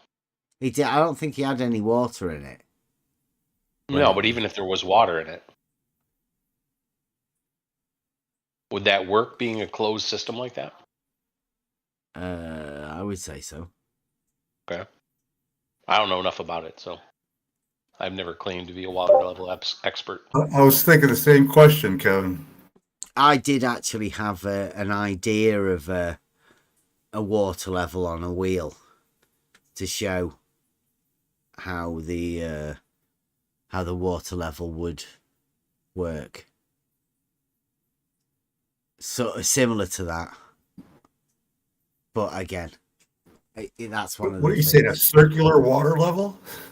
Yeah, with the water inside it, it would always show level, so you would see. Well, you think it would be half full. You're saying the circle? Yeah. Okay. Yeah, I had a way of. You could then tilt to see the water level. Yeah, and just since we're on water levels at the moment, one of the things when you do your test, assuming you're going to use a water level, maybe going through that for people like me, I'll speak for myself, who still, I don't exactly know how a water level works. I think I understand the concept, but I've never seen one in action actually working. Like, I know they can be used on the job. They can be as accurate or more accurate than lasers and laser levels. I don't think there's anything more accurate. Yeah, but I've never used one, and yeah, I'd like to get a crash course in that at some point. No problem. We can do that. In order for me to do what we're going to do, I don't think we're going to go and take the water levels to Bedford, but I mean, I haven't really had a word with anybody about, exactly what we will be doing when we go down there or not. Okay. Fair enough. But I mean, I think I will be doing. I've got a smaller water level here that I could definitely show you the concept of a water level over 30 meters or something. With like a shorter distance, but yeah, that'd be great. How it works, and I obviously go over it with my son as well. I want to try and get some photo done on it to see how well we can represent it. Yep. Yeah, that'd be terrific. Just also because it's Euclid night, I only, pun intended here, I only tangentially was paying attention earlier today in the live chat, but there was quite a lively discussion about rectangles not being rectangles, and I know Saragaki was part of that. I don't know if he can talk or even wants to get into what any of that was, but some of it I found quite interesting and disturbing. Some of it, how rectangles can be rectangles but not be rectangles, and there was law of identity, and Saragaki was doing his thing on all that. It was, again, I didn't have time to delve into it, but looked like it was super interesting. Yeah, it looks, to me, it looked like you have to unwrap some semantic sophistry to find the underlying argument that was there, which I hope there was, Saragaki, and I think you were dealing with it pretty much. Yeah, that was the entire argument. The assertion that was being made. Who was it that pointed about the float glass? Yeah, Mike, we were just having a little conversation about float gas a little bit earlier, and it leads into other areas, doesn't it? It causes cog dis, that one thing.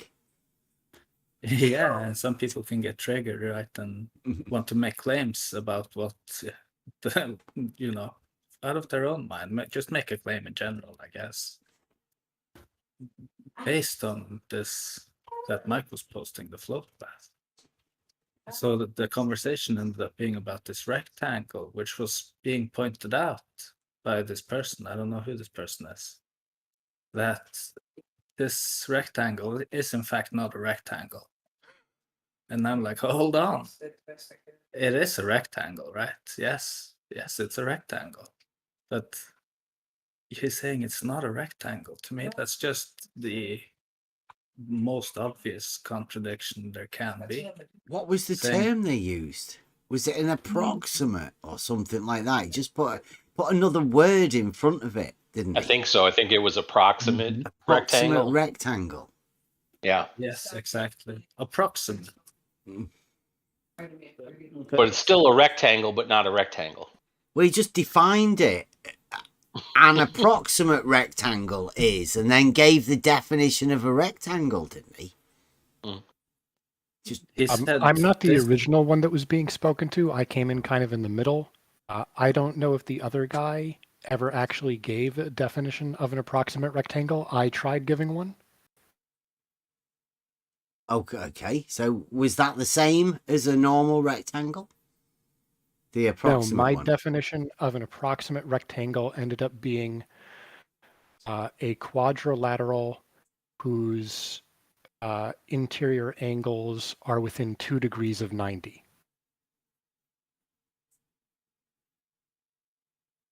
But not. I think I did see your explanation, but not 90. And I think Mike and you finally agreed that it's definitely not a rectangle as a rectangle is defined.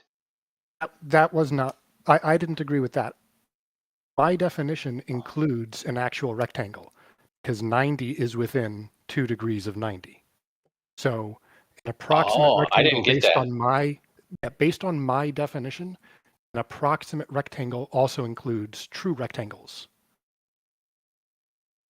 That's interesting. But one thing that, and Mike and I agree on this, I showed a diagram of one of my approximate rectangles, which was not truly a rectangle. It had angles of like 89 point something, 88 point something, 90 point something, and 91 point something. It wasn't a parallelogram. It wasn't whatever. It was just a quadrilateral whose interior angles were a little away from 90 degrees. Is that a formal definition anywhere, or just kind of your definition of how you class things?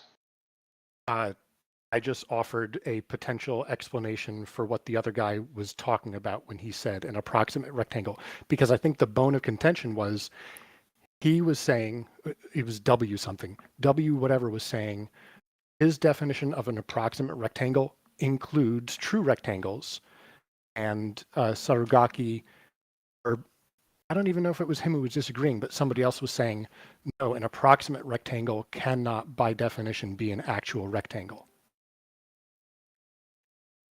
And I would tend to agree with that. That depends on how you define approximate rectangle based on the definition there you go. I gave. Yeah, right. And that was the whole point. Like, how do you define this term? So I gave a definition of the term that could include actual rectangles. But you can see that's not a like Euclidean term or anything that's defined in geometry as anybody knows it. Yeah, I came up with it a few hours ago. There you go. Awesome. He just made it up a few hours ago. Yeah, that's great. I like it. Yeah, on the spot geometry. What do you think of toothpick tangents? Impressed? Is that what the screenshot you were showing before about with LIGO is, or is that something different? Yeah, Wally and his way of defeating, slaying the twin tangent paradox that F.E. Dogma laid up. I only became aware of it within the last 24 hours, so I don't really have an opinion on the matter. I mentioned something about 34 minutes ago in chat. Like, I was looking at the screenshot as you were talking. I think I understand what F.E. Dogma was trying to get at with his YouTube comment, I think. That basically a straight line over the surface of a globe have changing elevation from one end to the middle to the other end. I think that's what he's saying in his comments. Well, yeah, but it's the F.E. Dogma twin tangent, because he has a tangent at A and a tangent at B. I'm just wanting to know, since you were making stuff up, are you impressed at how Wally made up the toothpick tangent? The extension of a radius beyond the circumference. Oh, I wouldn't consider a line that's not actually touching the surface of an object to be tangent to it. Oh. Well, how would you deal with the twin tangent paradox yourself, then? I don't know what the twin tangent paradox is. He's got... have you seen LIGO? See if I can get this. I saw what you were showing earlier. Right, well, in the stream. F.E. Dogmas, there's a picture there. He's put a tangent at A and a tangent at B. He's got a straight line, a horizontal line from A to B. So he has two tangents on the line A, B, one at A and one at B. Wally's result, Wally did the toothpick tangent like you saw. And that where he had like a triangular compass on the surface of a ball. Mm-hmm. And some toothpicks in order to be able to make the tangent at B. He had the little toothpick. I don't think I would consider it a tangent line if it's not actually touching. No, that's why we call it a toothpick tangent, because it's tangent to the toothpick. Rumpus what Rumpus did was he extended the circle, right? But obviously Wally's confined by the actual ball and reality. He can't just extend a circle to that. Right, so Wally, ingenious, I think he did really well. Toothpick tangent. It expresses what Rumpus was doing, but it's not really what F.E. Dogma did, because F.E. Dogma threw Wally under the bus, I think, by just drawing a circle on the side. I mean, it's sort of cheating, isn't it? Who do you think's more ingenious for placing the tangent at A and B? F.E. Dogma or Wally? Which one works better for the globe, do you think? Well, to answer your previous question, there's not in the F.E. Dogma thing, there's not a tangent at A. Tangent is at B for line BC. So I don't see a second tangent in the F.E. Dogma picture. Yeah, I know. He's like, that's what Ruhif said. That one's got nothing to do with LIGO. He's like a bit of a distraction. But I think F.E. Dogma was showing that's how you can just place another tangent at B. But like in the picture above it, the Hanford LIGO Observatory one, he has put a tangent at B and a tangent at A. And you can see the problems occur because Wally shows you the problems. As soon as you put a yoga ball there and put little set squares on top of it, then it really does show the problems. But ingeniously, Wally came up with the toothpick tangent. Again, I would only say that point B is tangent if it's actually touching the surface. And I mean, I guess it has to be touching the surface in one way or another. It's not like suspended in midair, is it? Well, like that, F.E. Dogma just chucked it on the side, didn't he? I don't understand that second diagram with the AB sticking far out like that, whatever. Yeah, like assuming that points A, B, and C are on the surface of the Earth. They're the LIGO arms. They're the concrete arms of LIGO. In the video, because that's what we were talking about in the video. Are they underground or on the horizontally? It's got the concrete. Even though it's in LIGO. I've heard of LIGO. I've never seen pictures of it. I'm asking, are the tunnels underground or is it? No, they're just concrete. Yeah. I'm not asking what it's made of. I'm asking, is it underground or is it on the surface? No, it's not underground. There are concrete pads that they laid out. These are the concrete pads, the horizontal lines that LIGO is built on. This is what F.E. Dogma is doing a picture of. That's what he did. I mean, we've been doing this in the live chat there. So that's LIGO, right? The arms, and I use it for the X, Y, and Z axis because they're perpendicular to each other. X, Y, and Z, Cartesian coordinate system. LIGO arms, perpendicular. X, Y, and Z. Okay. And F.E. Dogma had labelled them horizontal lines. So you could say that the X and the Y in this thing here are the horizontal lines that F.E. Dogma put in. Would you agree with that? Because I don't think that's ever been addressed yet. What do you think about FE dogma labeling those lines horizontal? The FE dogma diagram is weird because of the location of the circle in that. Like, yeah, forget about that one now. The one that he doesn't really have a circle, the one that he just has horizontal lines. He has LIGO.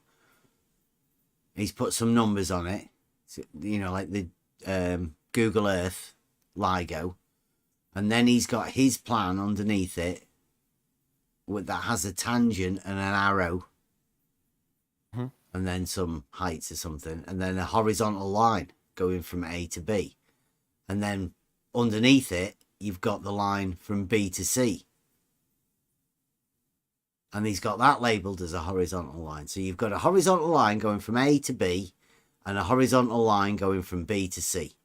He's also got a tangent at A and a tangent at B. That's FE dogma in his video from a year ago.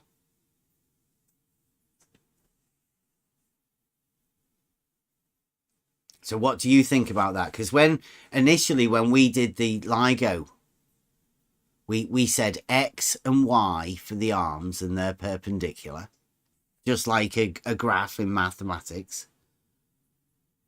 And then the Z, the other one, the perpendicular to those two, is the other one. Yeah, you like that? Is that good? Yeah. Do you agree with the horizontal being from A to B and the horizontal being from B to C would make the entire LIGO on a horizontal plane, right? So on a horizontal plane defined by CBA, yeah. Yeah. I think the point of his diagram is that the surface of the Earth is curving away from A to B, and the surface of the Earth is curving away. Wait. So B is in the middle. Okay, so he's saying that the surface of the Earth curves away as you go from B to A, and the surface of the Earth curves away as you go from B to C. Yeah, is there like a big step or something from...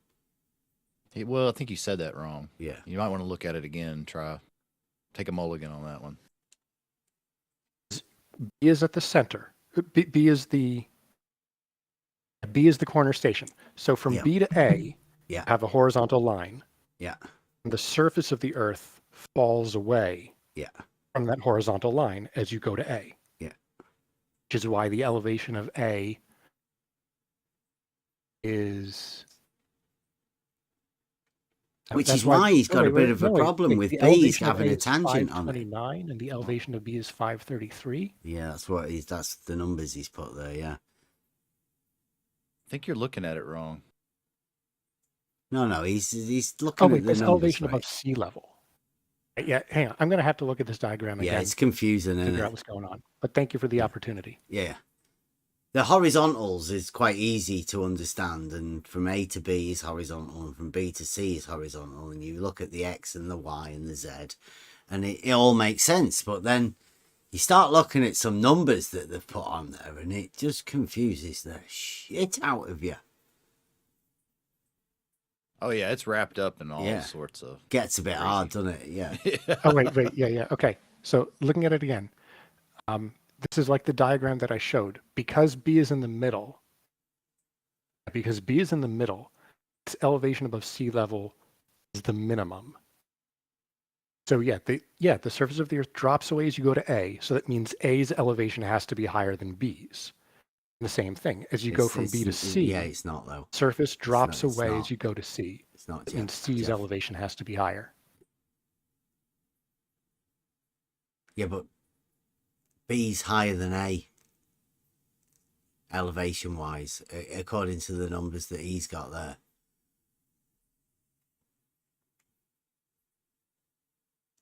Have you ever done any globe geometry? Or have you just been doing normal geometry? How quick are you at making shit up? Can you solve a paradox with a toothpick tangent?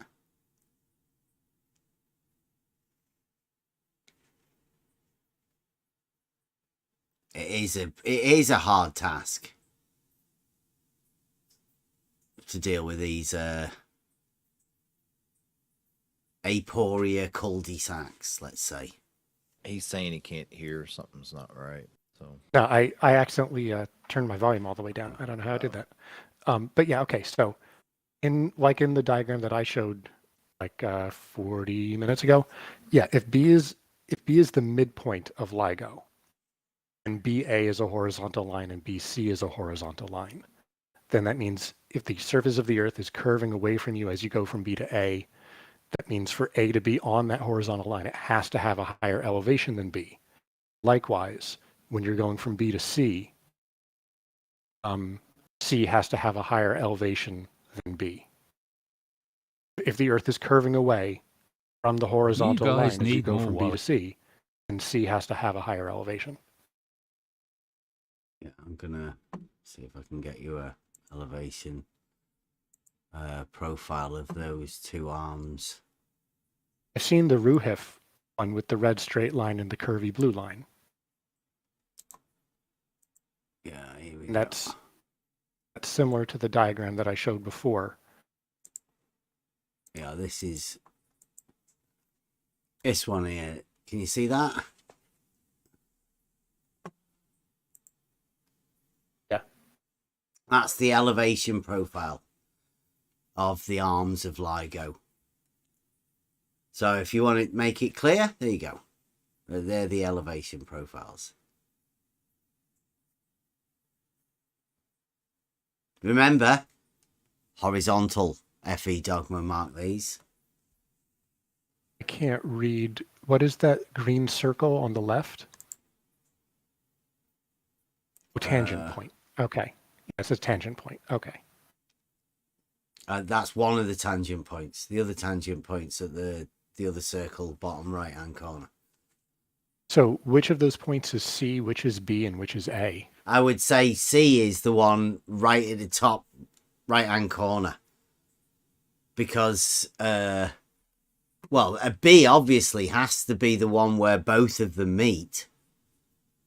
Doesn't it? That's the corner point. Oh, that depends if those green and blue lines are That's the elevation profiles of the arms.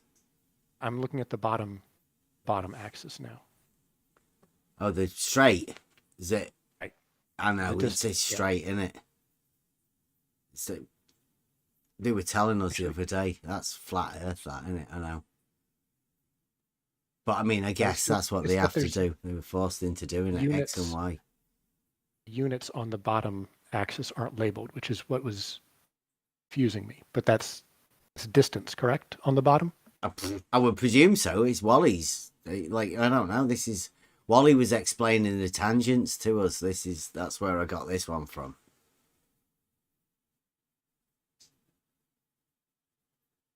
But he has circled the two tangent points from B and A. A will be in the bottom right-hand corner. And B will be the one where they both join. And C will be I don't understand why A has a lower elevation than B. It's because that's an elevation profile. That's how it is. That's a globe model elevation profile. I mean, that's how. Obviously, I've never seen an elevation profile like that before. That's not what they would normally have in, architecture or building plans or anything. Something weird's happened. I don't know. It's like you're living in another dimension, really, when I see that. But yeah, that's Wally trying to explain the twin tangent points. He circled it. One at each end of that straight line. It's the straightest line I know it doesn't look it in the elevation profile, but yeah, one tangent point and two tangent points.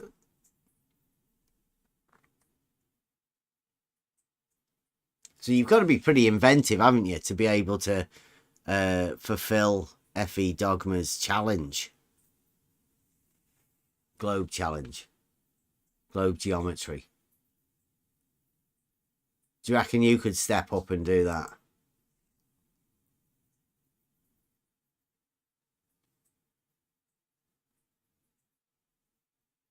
Should we label that?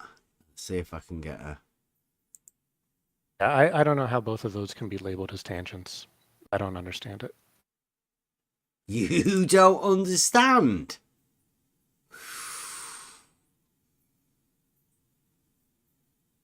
Well, join us too. You have to have two circles, don't you? I think that's the only way. That we said that at the beginning.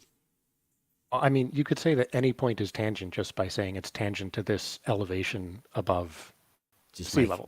Just make a circle though, yeah. Just place a circle. You could roll a ball along it, couldn't you?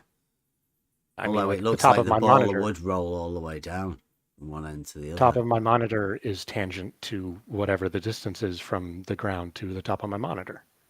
Nah, it would just have an elevation to the top of your monitor. I mean, that wouldn't be tangent. Can't say that. Right. I'm saying that's what you have to say in order to say that something is tangent when it's not actually touching the surface. It's tangent to ridiculous, if the surface it's were not X, tangent. X number of meters higher. What do you call a straight line that doesn't touch a circle? I don't know if there's a technical term for it. Yeah. Not a tangent, right? Yeah. Yeah. In order for it to be a tangent, it should really be touching a circle. So you can't lift something off the surface and then say it's a tangent.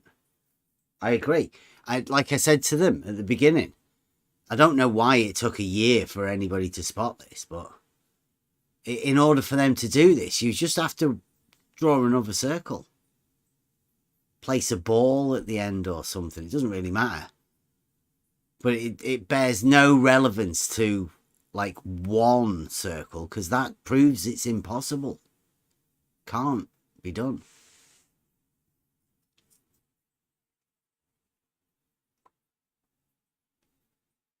And FE Dogma, I think FE Dogma set a challenge. It's an impossible challenge. But Wally stepped up, and that's why I really admire Wally for that.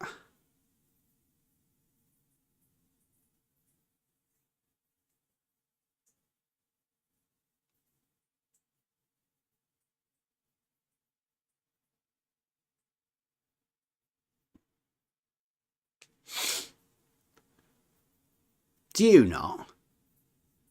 Because, I mean, I think he's a trailblazer. Wally. Quite rightfully got the number 2 spot in the Wolfpack. Nobody else was equipped for doing this. Everybody else was thinking 2D. Wally had the balls to go 3D. Like no other globe Earth there was, or can. I like to keep it conceptual in the 2D realm.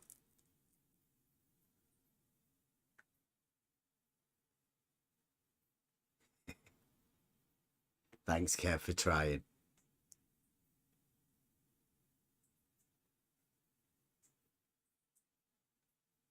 So which way would you go? Would you go with the dogma just in order to do the tangent at B as well? Just stick a circle on the side. I mean, it may look ridiculous, but I mean, it's an easy way out, isn't it? A lot easier than drawing elevation profiles like that.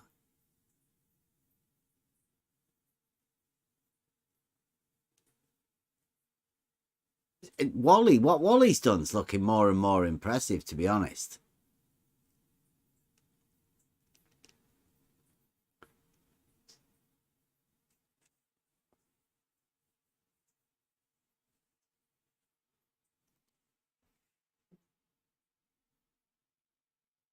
Yeah. Yeah, he does need a change of clothes, doesn't he? But he has to keep the Where's Wally suit. Maybe a hat. A more authoritative hat.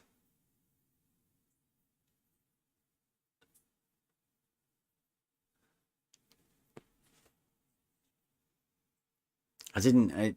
Yeah. Sorry about that, Saragaki. I didn't expect him to jump in.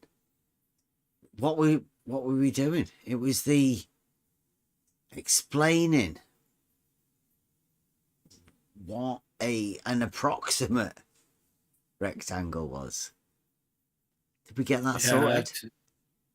Yeah, sure. To me, it's just you take something that is a rectangle. You know it's a rectangle. That's what it is. It's a rectangle.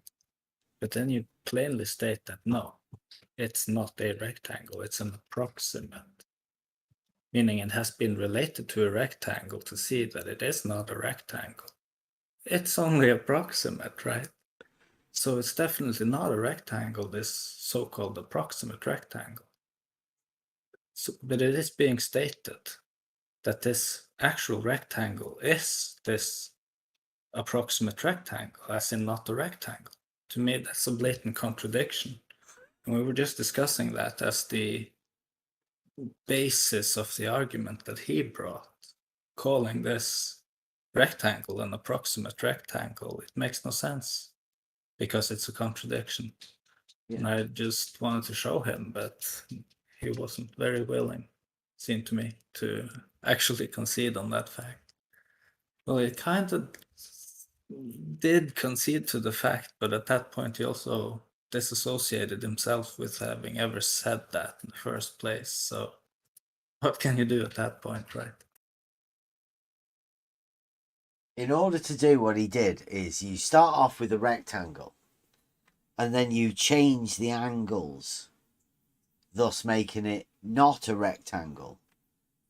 But he wants to call it an approximate rectangle, even when it is actually a rectangle.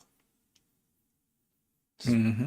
Broaden the range of rectangle to not rectangle just a little bit. And now, I don't know whether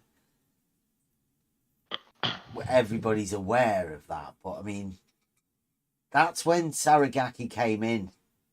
Well, Saragaki came in a bit earlier, but Saragaki came in bearing gifts, and the gifts that he brought us were the law of identity, the law of the excluded middle, the law of non-contradiction. And it seems to me like that sort of stuff follows you around, Saragaki. Funny enough, right? Yeah. Yeah, I'd like to know if anyone in the room here or even in the YouTube chat can identify why the gentleman there, I don't know what his name was, why he decided that he can make up his own definition of an approximate triangle, yet include, sorry, a rectangle, yet include rectangle, a formal rectangle in that definition. Why would he do that? One simple word: relativism. Mm-hmm. So that you can claim that it's not a rectangle, right? Because it includes rectangles. So it what it does is to attempt to counter Saragaki's point that so not a rectangle. Well, no, because I said that it includes anything within 2 degrees of 90, including 90 for all of the angles. So which then includes the formal definition of a rectangle. So you're good to go, right? It's not a rectangle. And then that's somehow logically works, or you can get over, or you can play some wizardry. This is the importance of why we have gone through the trivium, why Saragaki has brought what he's brought. It's all the logos coming together, because this is how you identify how the wizards play their tricks. Well, what's messed up about that is it's hypocritical, because not him in particular. I don't want to call, because he hasn't done this, but you hear that, but then on the flip side, you start talking about level and horizontal, and everything's, well, it's an approximation. It's not, level is horizontal locally. So, I mean, they leave this room for, human error. You hear all those sorts of things. But then on this side, you can't identify a square for what it is. It's just it's doublespeak. It's a slippery slope. It's Mm-hmm. what they're doing is including the middle. It either is a rectangle or it isn't a rectangle. Well, let's put a 2 degree sort of iffy bit in the middle. We'll include that 2 degree bit and we'll call that approximate. But then you end up with the slippery slope that, well, what about 2 degrees of that 2 degree? I mean, where do you put the line of where a rectangle, an approximate rectangle, an approximate proximate rectangle is? You know, it once you've included the middle, the iffy bit, then you've lost your explosive. You've exploded your logic. You've allowed an inconsistency in there just by, well, I mean, like I think. The law of identity should state that a rectangle is a rectangle, but then it can't be a not rectangle as well at the same time, but they're allowing for it. So you can't contradict a rectangle being not a rectangle, but also a rectangle. It goes back to it. I think we said early on, didn't we? With those laws of identity and the laws of communication, if you end up breaking one of them or bending one of them, the other ones sort of go with it at the same time. They're more linked than you realise, aren't they? You know, as different laws. And I would say they're laws. I think that they are doing the same thing with the geoids and straight line. Yeah. So 2% from straight line would be this geoid, approximate to straight line. So, and straight line would be within this geoid, approximate straight line. No, so the same thing. It is a straight line. They say yes, of course. In the presence of Euclidean geometry, a geoid is a straight line. They tell you that.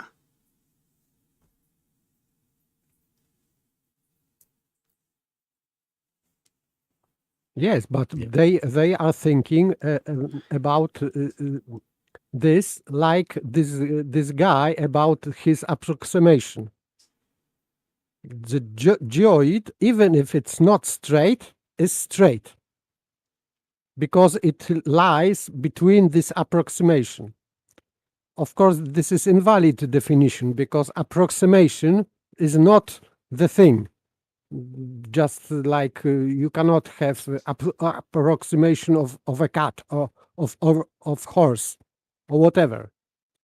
There is not such thing as approximation of an animal or whatever. So it is the same in geometry. Straight line and rectangle, for example, is just exactly 90 degree. So not less, not more. Just it. Exactly. All right angles are equal. Axiomatic. Wozinski's talking about, I've not been listening to or looking at it. He's saying that I can't quite get it, and it looks like the thing that I can't get is, he says, they are still confused about class membership. Well, you're damn right I'm confused about it. Is that, can anybody fill me in? Class membership? Yeah, it usually costs about $15 a month, I think. Which class are we going for? High class? I don't know. Maybe yoga high class. High class costs a lot more than that. $15 a month. It's probably part of all set theory and all that kind of jazz. It is what the other gentleman said, right? That, well, if I have a quadrilateral with angles that are within 2 degrees of 90, including 90, then they're all in the class called rectangle. Oh, the membership of the class called rectangles. Yeah. I've never really heard of that before. I mean, that may be like high class globe geometry, where you have membership into the. Would you like to be in the rectangle club, sir? Yeah. Well, I mean, look at what he says in the live chat. It's an essential concept with broad application. I'm sure. It's that essential. I've never heard of it. Concept. Yeah, that's such an essential concept. I've never heard of it. I've never even conceptually heard of it.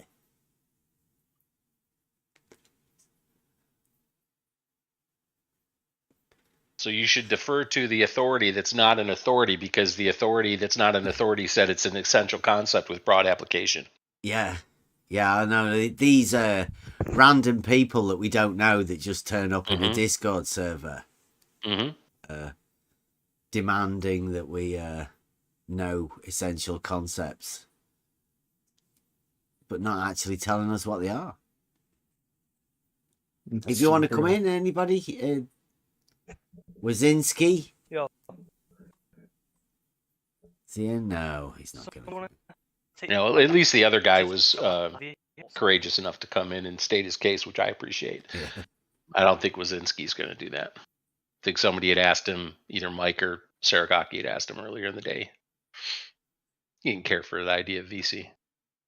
Yeah, I can remember Jeff coming round here earlier. I think somebody said he did a video of us about 3 years ago going over probably something to do with this simple concepts. Yeah.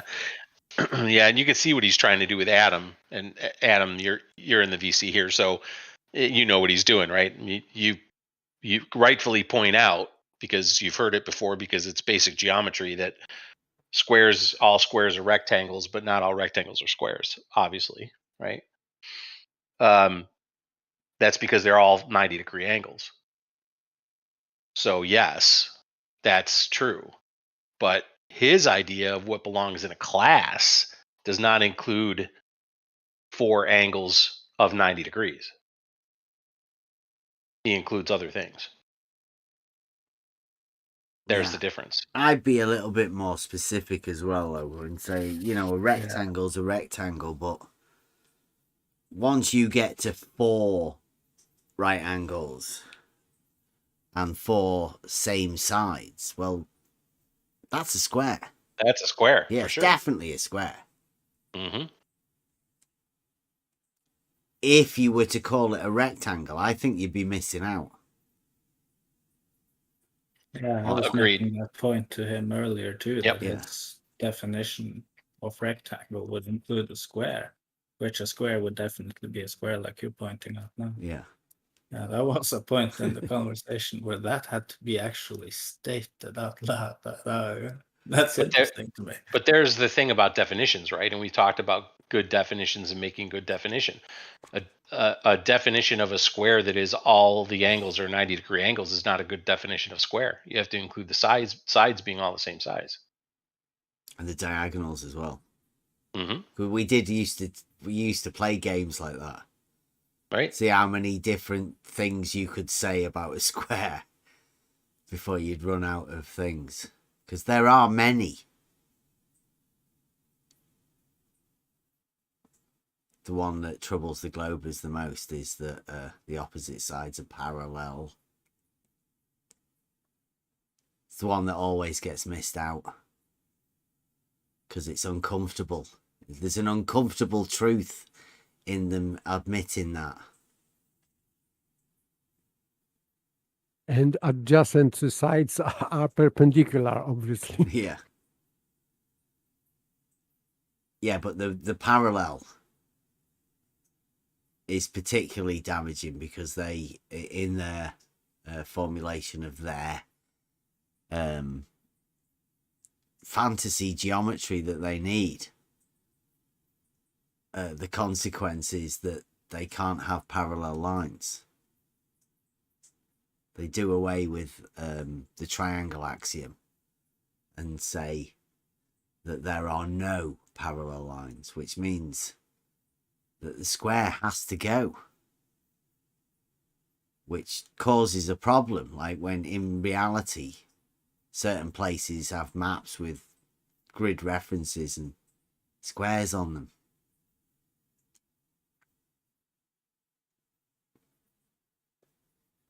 And then you get into Descartes and developable and non-developable surfaces, which is a mathematical proof that, you know, you can't put squares on circles, on spheres. One's a developable surface and the other one's a non-developable surface. They just don't go together. Literally don't go together.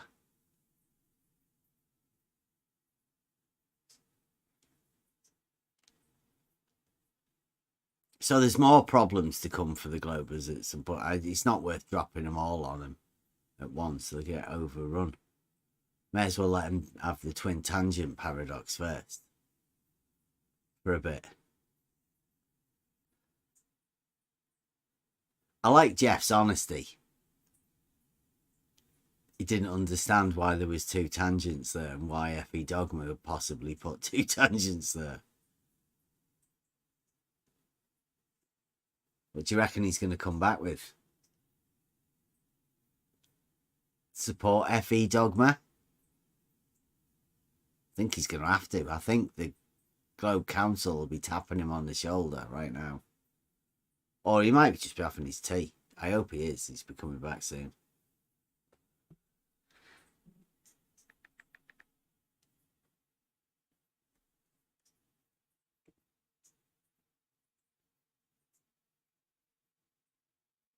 Or maybe he will come to consideration that this is undefendable position and he cannot defend that.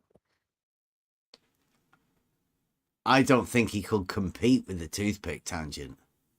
I think Wally has won that hands down. I don't think there's anybody going to complete FE Dogma's twin tangent paradox better than Wally.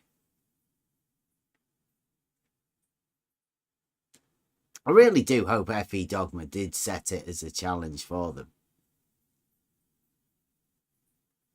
Because we do need... we need the flat earth heroes at the minute, but I mean, they definitely need a good globe one. Imagine how upset they're going to be when Rumpus doesn't do his thing again for another year.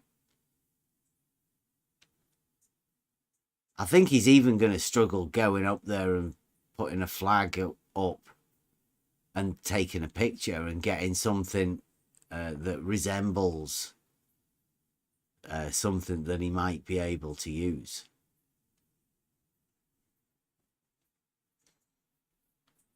But I think we'll go over it next week and just hopefully spur Rumpus on into talking about it. The nutsack drop. The full quadratic nutsack drop. We'll go over that.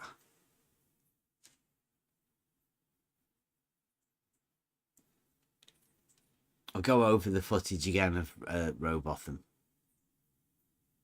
And then we'll get the Wallace footage. Did we get much footage of the Wallace? Yeah. I don't think we did. I think that's why I want to go back.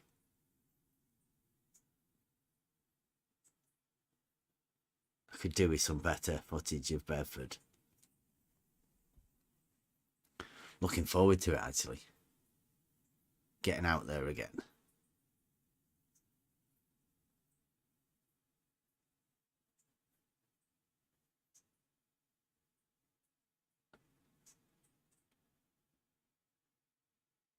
So, hopefully coming soon, we've got a going over the realizing Euclid. Proposition 1, book 11. Solid geometry. Well done, Wally.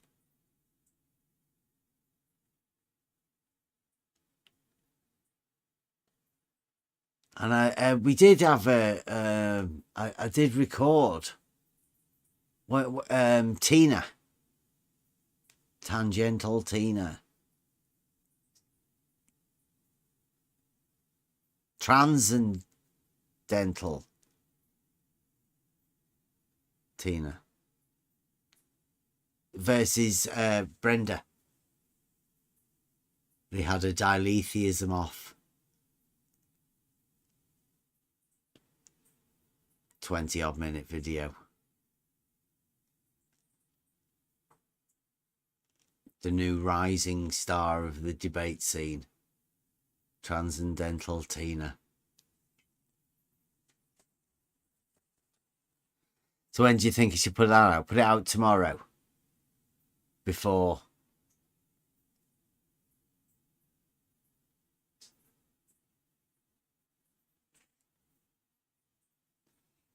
And I do have a clip of Brenda as well coming in earlier. Adam's just reminded me. Is it worth putting that out? Can you? Anybody who was here, do you know? Do people need to hear that sort of stuff?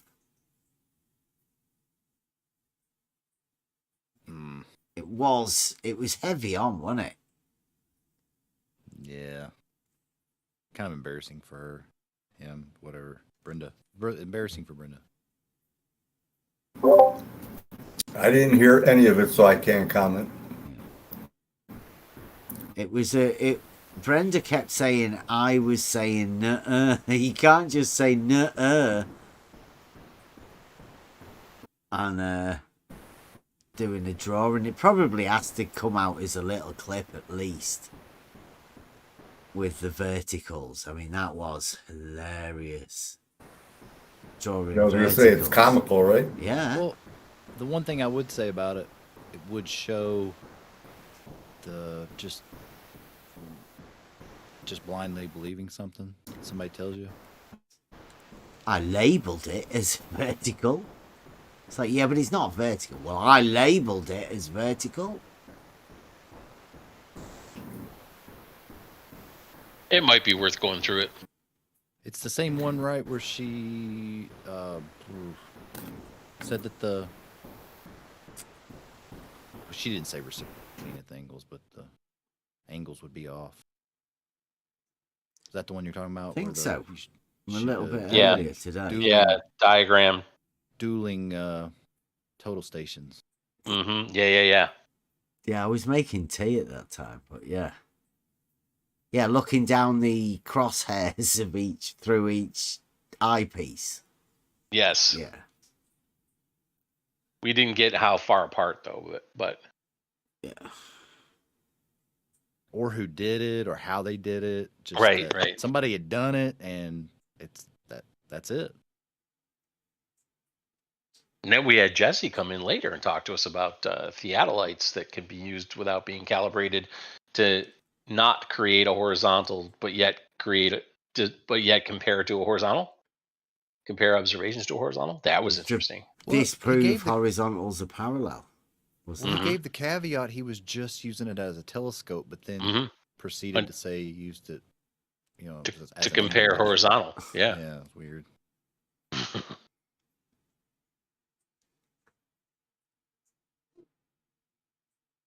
Yeah, so I think I will put the Tina Brenda debate, Diletheus debate, straight debate, Diletheus straight debate tomorrow before Free for All Friday. Is it Free for All Friday? Yes, it is. It's also my birthday. Bev's birthday. So Free for All Friday, birthday edition. The GIF all the GIF warriors. Birthday cakes tomorrow. Nothing but birthday cakes tomorrow for Bev. So everybody in the Discord is going to sing Happy Birthday together tomorrow? No. Should we do it live or before we go live? That's not what I heard. Anybody see the movie Office Space? Yeah. You've seen the movie Office Space? That's what it'd be like. Anybody hasn't seen it, just go to YouTube, look up the birthday cake scene Office Space, and you'll see what it would sound like. We don't need to hear that.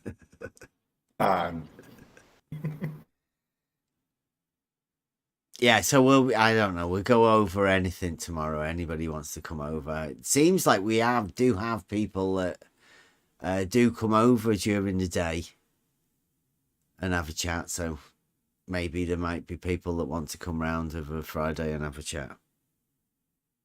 But this Tina versus Brenda, it will be at 9 o'clock or 8 o'clock or It will be earlier? a little bit, just a little bit before. I'll put it in.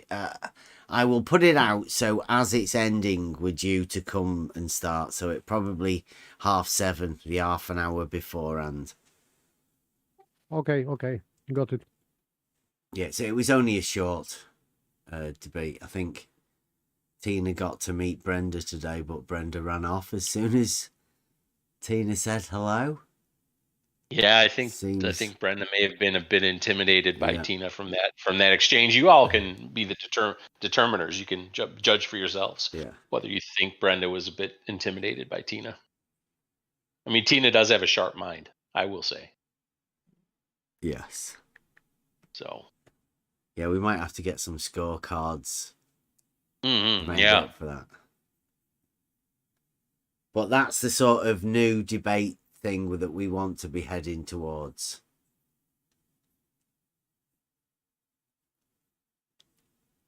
Well, just conversations. I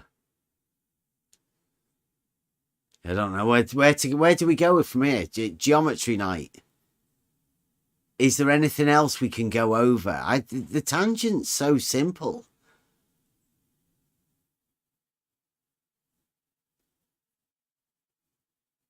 I feel we're I don't know. We it's not worth flogging the dead horse of the tangent. Other than to point, it's very simple, and we can possibly try and make it more complicated than it is by going over it too much. Go on. Sorry. It is too simple to talk around and around this because just like straight line. What can you say about straight line? And how long can you talk about straight line? Well, we have been talking about a straight line for quite a long time because it does seem like but more so the concept of the straight line, because obviously the straight line's not going to change. The concept and the bending is done mentally, and it's that process that I'm concerned of at the minute. Yes, we are talking about people who are doing something with straight lines, weird things with straight lines. Yeah, mentally, because straight lines don't change. Reality is as reality is. The people are conceptually bending that reality somehow. And it's the ability for people to be able to do that I'm enjoying the conversations at the moment, finding those bits. I would say that we have had a couple of flat earthers come in as well. And those conversations have been similar. You know, delving into the conceptions, how you can deal with contradictions and how different people deal with those contradictions. It's very interesting to me. And I definitely don't want to say to people, you know, that this is right and that's wrong. That's not what I'm doing. I'm just asking questions. Everybody has the ability to answer it, and I don't say anything. I don't judge it. And I know there are people that answer these questions differently.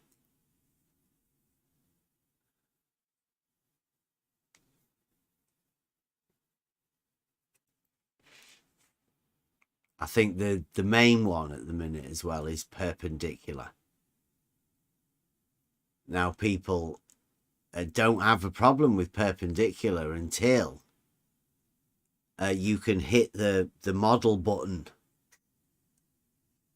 and show them where that the problem lies within perpendicular and the model that they hold. And just with the conversations we've had over the last 2 or 3 days, I think it doesn't take long to get you to that, to finding out how people's minds can deal with the basic concept of perpendicularity.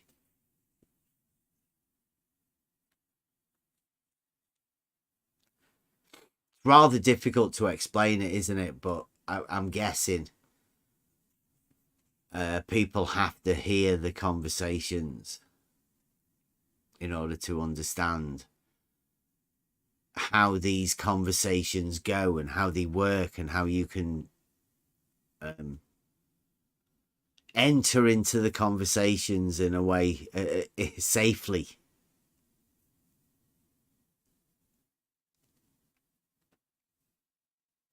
Yeah, safely enter into the conversations, because people get upset and you want the conversation to continue, so you don't really want to be stepping on somebody's toes too much, entering the conversation in a way that you stop the conversation immediately. Can you do that and still be honest at the same time? I think you can if you're asking questions. Then I think you can be honest in asking questions very easily. Yeah, but I think some of those questions, even though honest questions, can get people triggered. Yeah, you know that. Yeah. So, I mean, do you need to sidestep some of those questions till you build a better relationship first, or I mean, yeah, I that'd think probably so. be the way you'd have to go. Yeah, you have to tread carefully and tread lightly. You have to know the person you're talking to and not try it. But I mean, it's hit and miss. But there are definite keys that you want to avoid. And the more conversations you can have, the more of these things you will be able to learn how to avoid them. Sure. Yeah, it's a tough thing, you know. You got to make sure that you know when to hold yourself back when you need to. Sometimes you just want to get a point out, then that might be the point that ends the relationship. You got to be careful. Yeah, that's the art. The art of communication. I trust your ability there, though. You're good. You're good at it. Well, I think everybody needs to, within this arena, there are obvious triggers from both sides. And the communication, obviously, there's been a communication breakdown. We just need to try and restore that communication. Hopefully, there's a way to be in the middle. In the middle, I'm not too sure. I don't think we're in the middle. I think we're on the far right or the left, depending on which side if you take the different models of the perpendicularity and you say which one how many of the lines do you want to bend and turn into circles? There's 3 choices: 2, 1, or none. I consider us, me, as the none. Perpendicular is just 2 straight lines. I have no model to make that change. No, is there any construction or architectural drawing that doesn't first start with a straight line? Anything? LIGO, apparently. I thought that was the straightest thing in the universe. Yeah, but you've seen the elevation profiles. They're the only elevation profiles I've ever seen that are curved. Those are strange elevation profiles for sure. Yeah.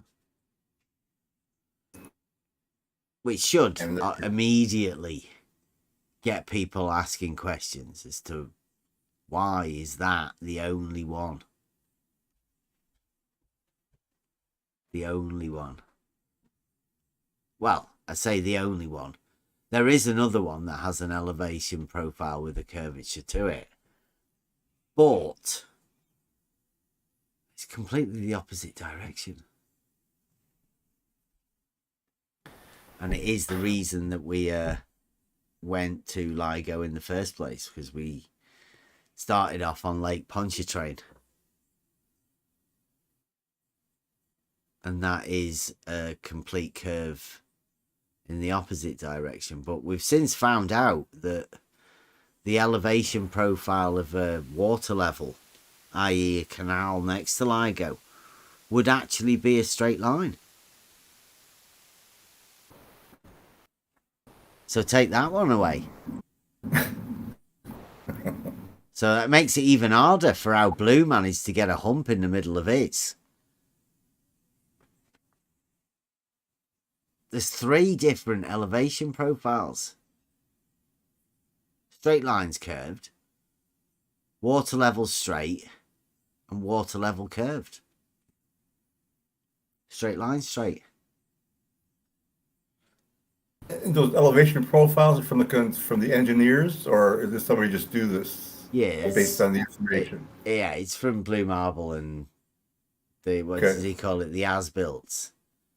After they've done it, somebody's gone along and changed it or readjusted all of the numbers to a model.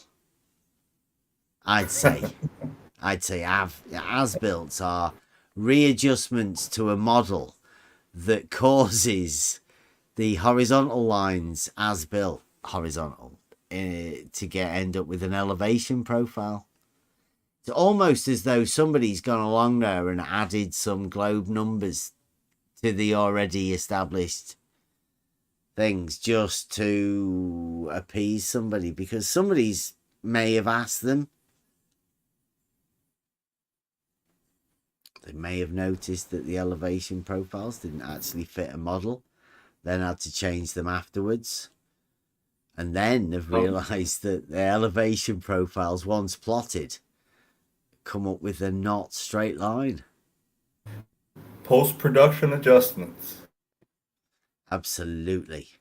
But some people are not clever enough to realise that that's what happens, and then plot those adjustment numbers onto a graph and find out that the elevation profile of a straight line isn't straight nor horizontal. It's hilarious, really. Because all you have to say now is, that's not right, is it?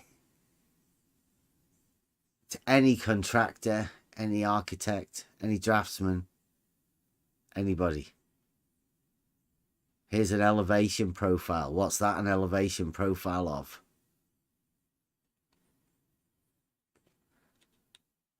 People say, it's like a curving line. And you'll be able to say, oh no. No, there's some guys on Discord say that this is the straightest thing in the universe.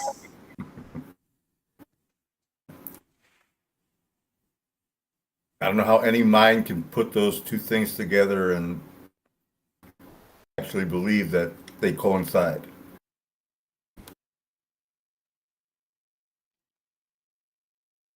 Oh, Blue Marble. Have you been listening in? Well done, Blue.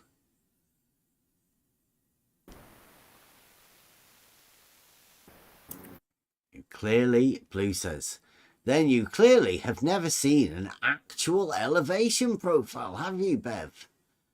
Now you're saying the elevations at LIGO are wrong, just to fool you idiots. That's hilarious, all right. I've seen plenty of elevation profiles, Blue. Anybody can look them up in Google. Elevation profiles of anything. I've never seen an elevation profile like LIGO. Like you guys have done for LIGO, at least.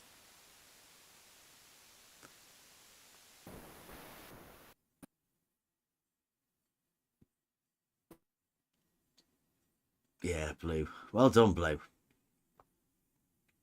Did you do that show? Did you do that show that we were going over the twin tangents? Or were you happy with the thingy? What did you think of the toothpick tangent idea? I like that. It gets better and better all the time. That initially I thought Wally, it would be tight to put it out there, but it's looking more and more inventive every time.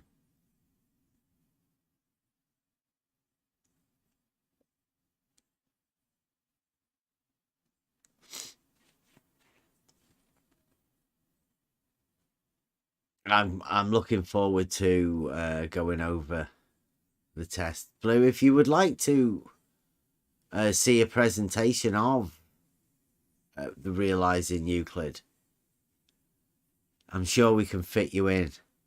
I'll wait until I've honed it down and get you the top-notch presentation. Go on tour.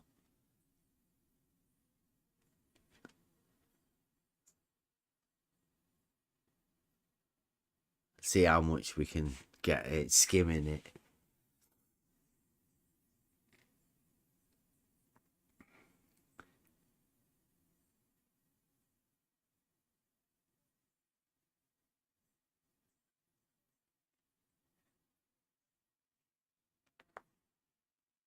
Slope of the horizontal, because I'm guessing that's what those elevation profiles show, that the arms are actually sloping, even though he marked it as horizontal.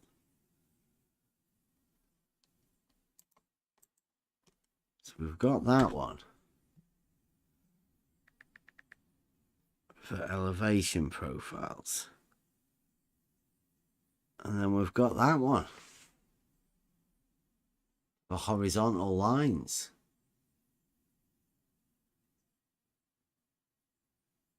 See, that's really weird, that. Anybody else get that one right? How can they be both horizontal and changing elevations? Sloping.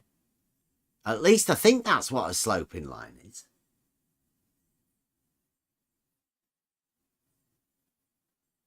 Did Blue say changing elevations? Didn't you, Blue? Wasn't he supposed to have a chat with Mobius about this? Well, I'm just wondering. If there's a change in elevation, is it possible that it's a horizontal at all?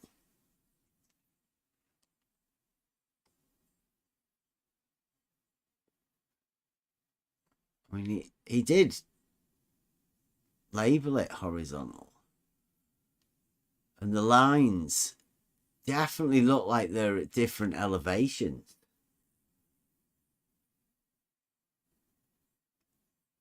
And once it stays at one elevation, it doesn't go up or hump or anything. This is the both higher to lower, higher to lower.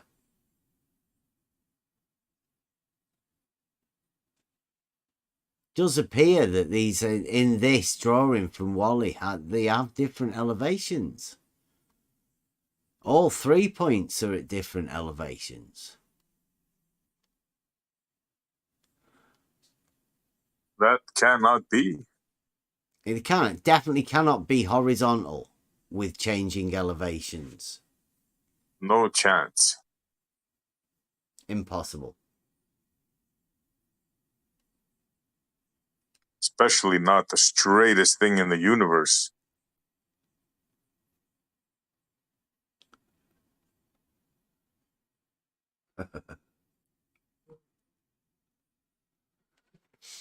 Yeah, I think that's the second one. Not only do you have the twin tangent paradox with the tangent at one end and the other end.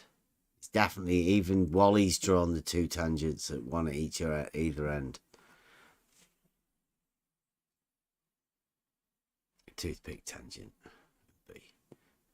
But the impossibility of them being horizontal. Yeah. And at different elevations. You're going to have to pick, Blue, whether you're giving FE Dogma the horizontal. I mean, we already know the twin tangent is impossible, and he's admitted it. He just draws a circle at the side.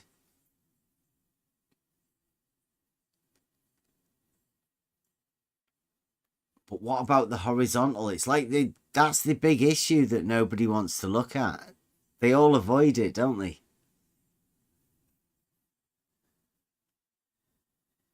There's also another one. Did we forget the twin rolling balls to the center one? Well, it would roll down according to that elevation thing. It goes from higher to lower. That's the way stuff rolls. That's what the elevation profile is. How would it roll to the center there? It'd have to roll uphill on one of them. That's the third paradox. I mean, choose your paradox. I mean, it's a paradox buffet. I love LIGO. I love it. Rumpus said, I explained to you just how a horizontal line changes in elevation. It doesn't know, Rumpus. Come on, Rumpus.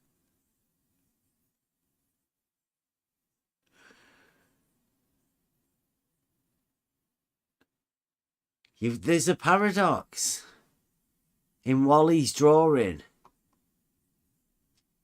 and FE Dogmas. FE Dogma did this video, which caused Wally to draw this. Well, there's a contradiction. This says horizontal, and this says sloping, curving lines. This doesn't say straight at all. No way.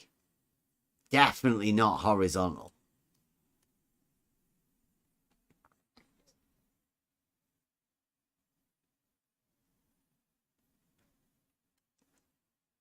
There's your paradox. It's not possible for both of these things to be true. Rumpus, how's the test going? Hopefully you might want to come round next week and have a chat about his test. It'll be like later on in the week, I think. By the time we get round to go to Rumpus's. The window's getting pretty narrow, Rumpus. George will need to buy his ticket. What's happened to George? Has anyone seen him? He's not even been in a chat.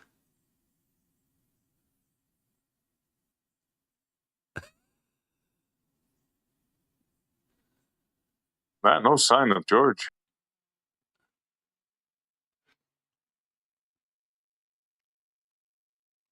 See, Rumpus says, I showed the geometry of how horizontals change elevation. You cannot be this stupid. You don't seem to understand that elevation of a straight line will be curved with a curved datum, you morons. What? A straight line curving, and you call us morons, Isn't this Rumpus. the datum, Really? though? Isn't this X the datum that's caused that to be curved? Does Rumpus think you need the curved datum in order to curve this straight line? Because it seems like it's got a straight X-axis, a datum. Perhaps Rumpus has been drinking today. I think Rumpus has nutsacked himself. It may be in early stages of nutsack. You think? Yeah. Be careful, Rumpus. You don't want that. Yeah. Where's the curved datum in this curved thing here? You morons. It's pretty nasty, that, Rumpus. What's with the vulgar language? I think it's he needs to do it to keep himself feeling superior somehow. I think something to do with that. If your argument is solid, you can keep it civil, Rumpus.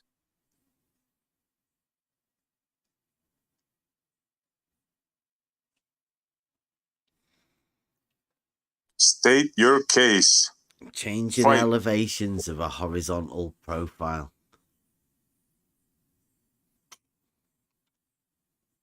Oh.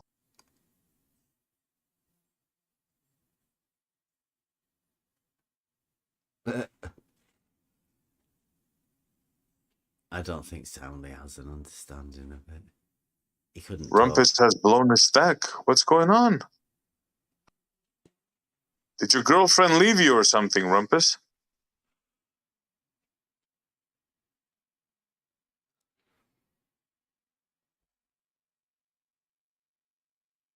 Rumpus. Look at his shouty and all sorts. He blew his lid. Rumpus, control yourself, man. You're meant to be an adult. Rumpus, if you if you can't do your test this year, and it gets a bit hard, we are going to be doing a meetup down at Bedford. Now, you are invited, Rumpus, and George as well. If you don't get your test done, at least you could come down and have a chat. Come and see what it looks like through an actual auto level. You could just sort of point at where you would be, and we'll get the cameras down there.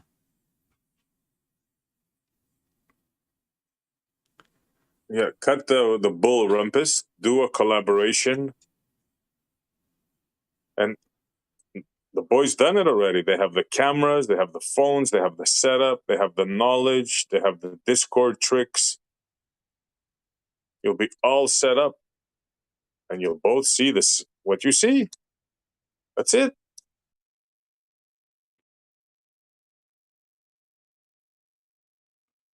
You don't need to bring nothing. No poles, no nothing, Rumpus. These guys got it all.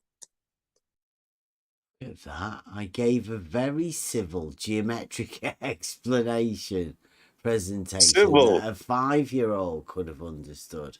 Is that over at Blues? Probably over at Blue Marble Science.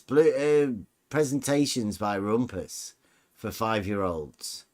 He says elevation is conceptually the distance from the center of the earth, which it obviously isn't.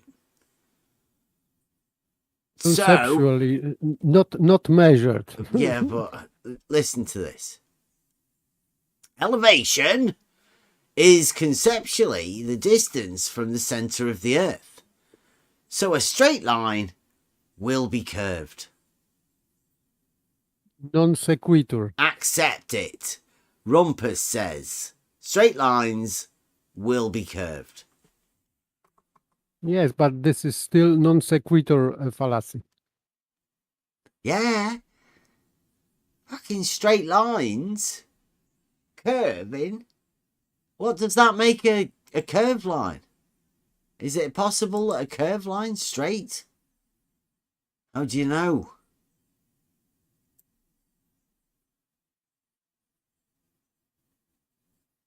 He literally said that if you have distance from the center of the Earth, therefore a straight line is curved. He just wrote it. Yeah. Would that be radius?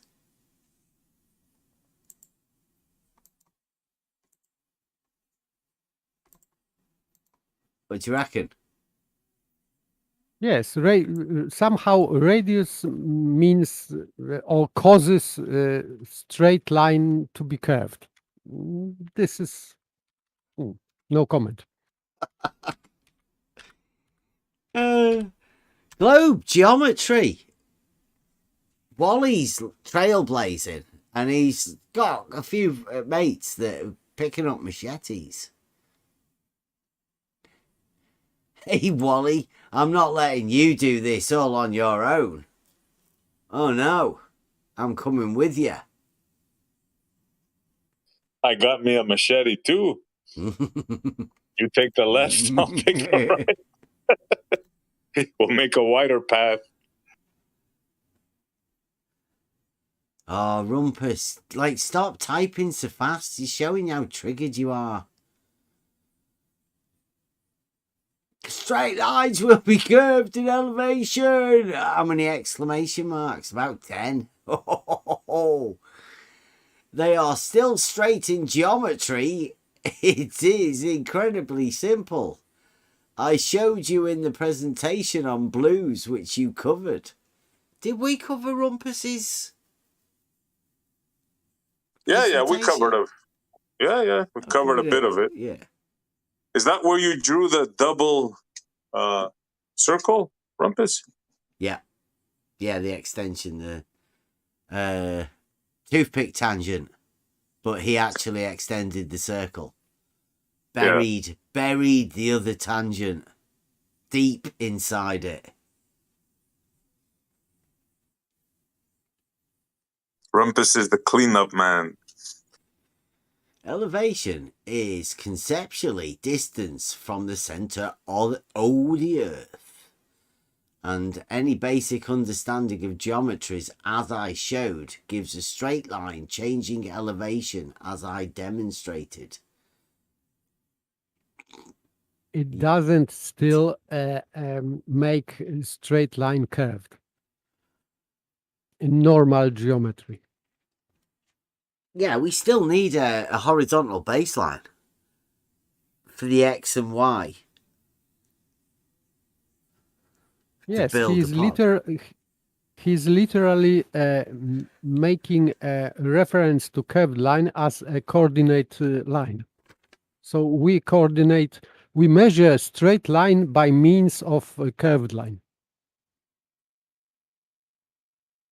It never happened before. And only for LIGO.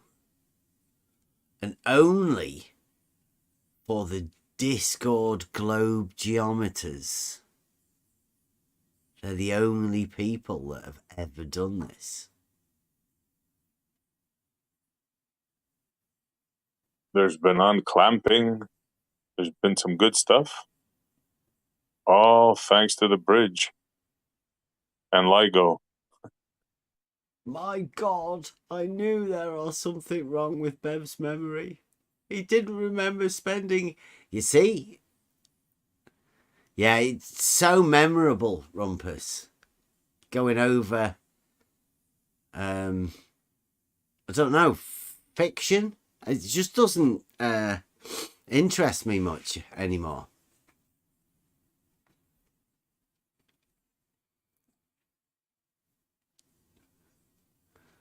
What do elevations look like over a curved surface? What, like an elevation profile of something? If you move it over a curved surface, the elevation profile would look the same. If you mean the elevation profile of a curved surface, then that would look like the surface that it is an elevation profile of. don't understand. Blue. Yes, elevation profile is derived from horizontal line, so not from the surface of the Earth.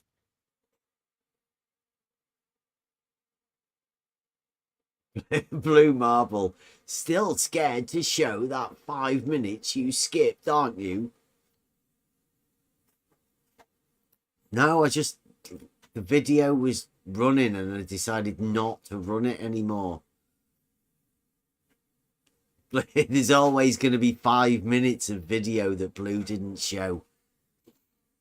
I did notice, Blue, that you skipped that, the bit of my video the other week.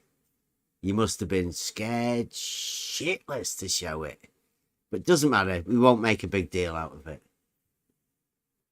I think Rumpus must have skipped his breakfast or something. Or tea. He must have skipped tea. He's riled up. Straight lines will be curved. That's pretty obvious. Elevation is conceptually the distance from the center of the Earth. Radius. So a straight line will be curved. The radius that establishes the thing will be curved. Rumpus, 2022. Yes, he's rearranging definition because, as I've heard from you, Bev, that elevation is vertical distance from horizontal plane or line. Yeah, from a point. It's the vertical datum. It's the only plane surface that can be defined by one coordinate, an elevation. Rumpus, can one man's vertical be another man's horizontal? Come on. Read the bottom comment then.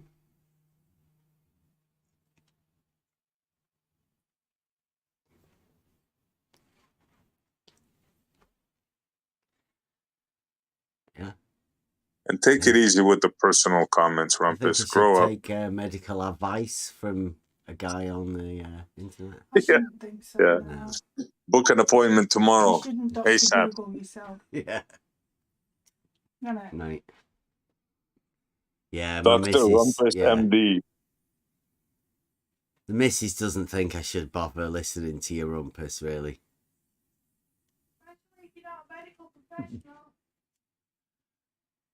Yeah, she doesn't think you should be handing out medical advice. I don't think that's wise over the internet.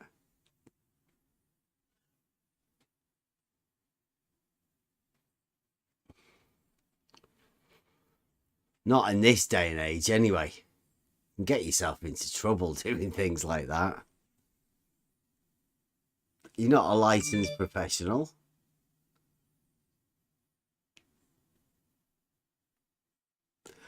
Try drawing a tangent to a circle and graphing the distance from the center of the circle to the point on the tangent.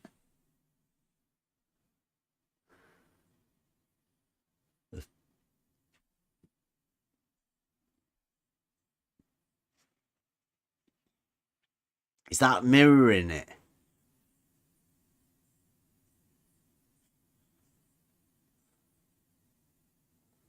Verticals and horizontal. This is... I don't know whether I should be doing this. Tell me if I'm... Tell me to stop if, you know. Rumpus says, verticals and horizontals have all angles. So one person's vertical can be another person's horizontal. But at one point, of course, a vertical and a horizontal are perpendicular. I knew it. That's why I asked the question. That's, yeah. Wally agrees with that. So one person's vertical can be another person's horizontal. I was asking Ruhif a question like this the other day.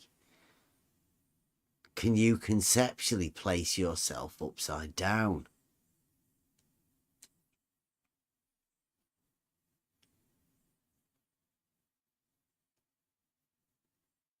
It's really strange. That's like they're down. It's all directions. It's kind of like the same thing.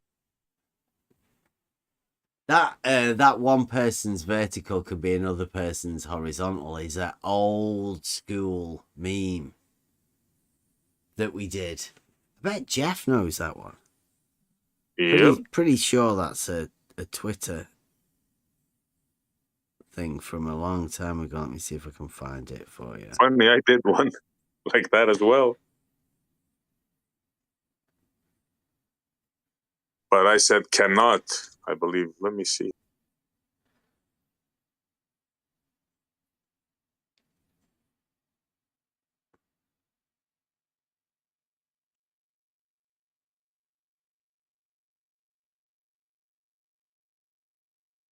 There we go.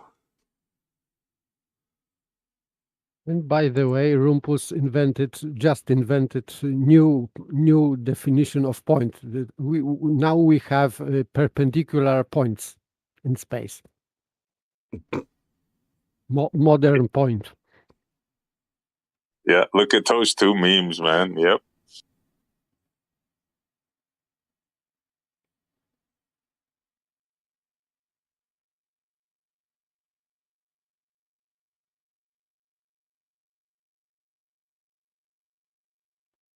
Horizontal line is only actually horizontal at one point where it crosses a vertical at 90 degrees. Well, all points along the horizontal would have a vertical at 90 degrees perpendicular. It's a straight line. So he's actually saying every point along it. I know he's only saying one, but every. It is one of those, right? It may initially sound like he's saying at only one point, but if you read it through and geometrically take it, it is every point along that horizontal.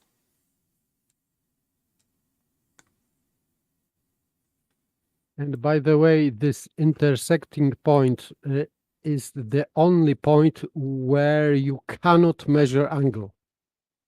You have to have some distance from this intersection point and measure angle with straight lines to this point. So you have to have 3 points, and this point, this angle measured is at this point of intersection.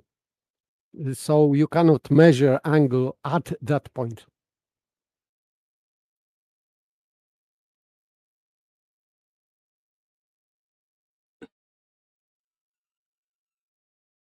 Rumpus has done away with horizontal. To Rumpus, the horizontal is on the vertical. It is part of the vertical line.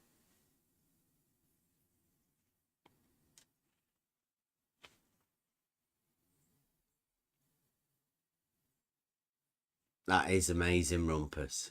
People are probably pissed off with Rumpus taking over the show again. Sitting in the chat. They'd be embarrassed because the Globe doesn't even want to have anything to do with Rumpus. Has he said if he's doing his test yet?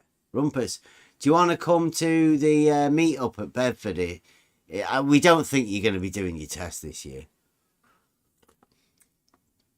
And we will be going there like we do every year.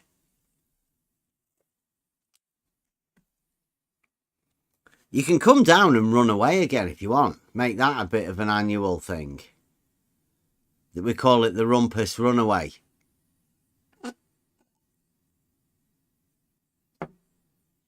There might be a few more of us for you to run away from this year as well. Hopefully.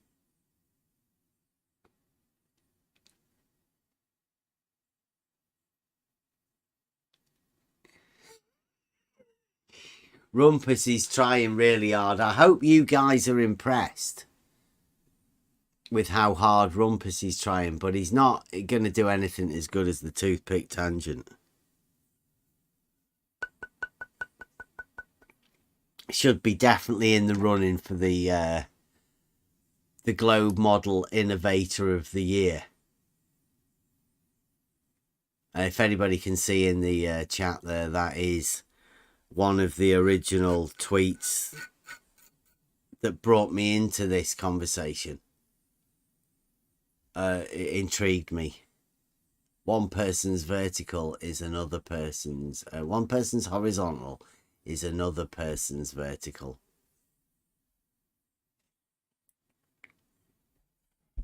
Genius. That's a conceptual thing that you just have to take on. That's the model.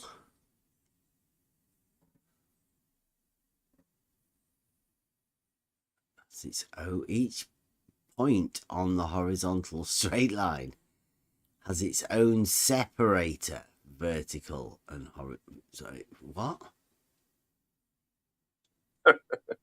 But he's just ruining his tangential plane or this local horizontal. He's just ruined this. Because if it is perpendicular only at a point, so he cannot say that this is perpendicular to other points on this tangential plane. So this is complete and utter nonsense. I reckon Rumpus is realizing he's got a bit of a harder job, because you know that hangout, you, Askin and Mobius, yeah, you, Askin and Mobius are going round there, and he's going to win you over. I think this presentation that he's done, he's going to rely on it, and if you don't accept it, that's why Rumpus is going a little bit.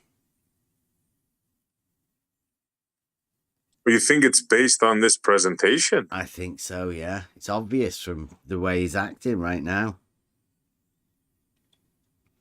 Whatever he's going to do, he wants to try and get through. He's already done this. And it's obviously going to rely on the horizontal and the vertical being perpendicular at a point. But he's still going to have them both as vertical and horizontal. Rumpus, are you trying to sell your presentation to everybody? It's on Blue Marble Sciences. Have you opened your channel up, Rumpus, yet? And done it on your own? Thought you were doing more presentations on your own channel. Or are you going to do it on Blue's? Let Blue get all of the views, and then download it from Blue's and put it on your channel after everybody's already seen it.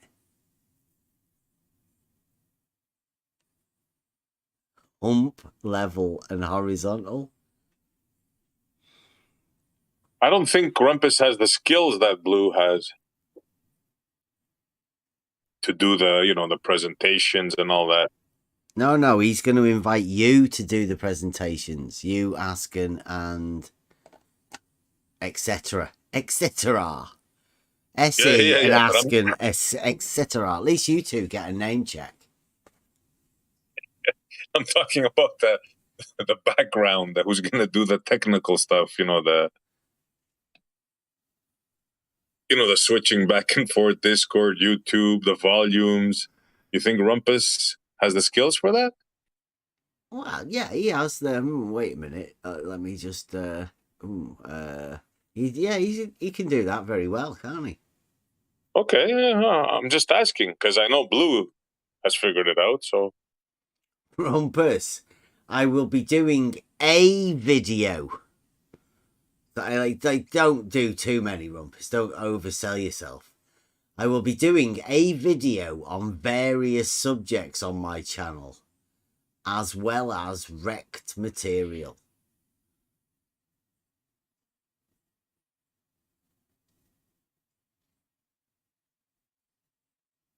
Mobius, yeah, you can come along.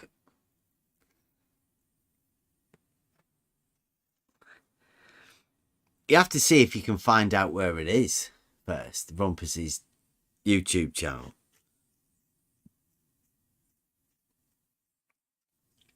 Is it still active, Rumpus? Is it still going? Is he doing his test? Has he asked? Has he said he wants to come? Does he want to book in? Can we book him a spot on the picnic? The picnic blanket on the canal?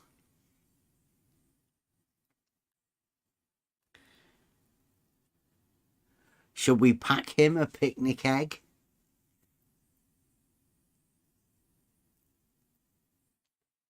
Yeah, that would be big of Rumpus. Show that he's a big man. Come over, shake your hands. Yeah. A tree hug along. That would be good. Yeah. Come for the On the Level meetup. Home of the level.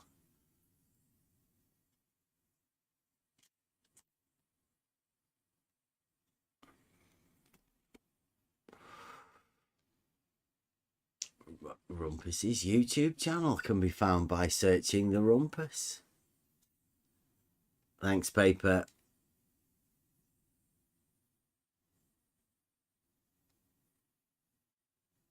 Imagine what shockwaves that would ring through the community. Rumpus shakes the hand of Bev. If we get it filmed as well. No, he's I can feel the thunder. I'll see if I can find the Rumpus.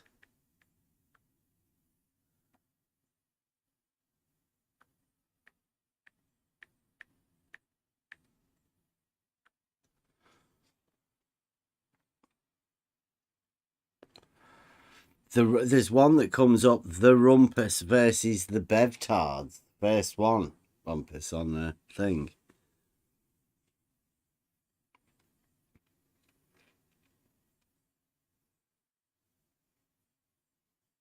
Oh, there you got 7 videos.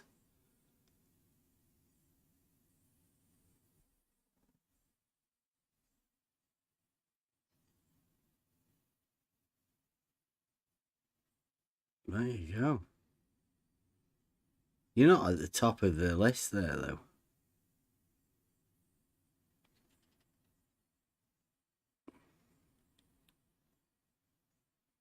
I found you, though, Rumpus.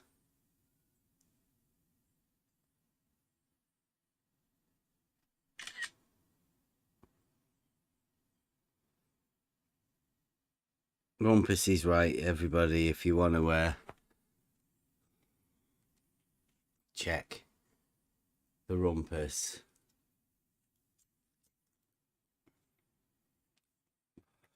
On YouTube. Here you go. Search the Rumpus and you'll find him.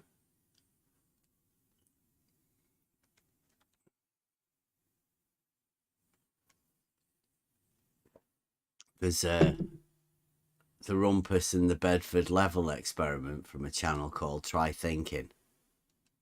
And then there's a thing with a load of trolls underneath. I don't know what that's about.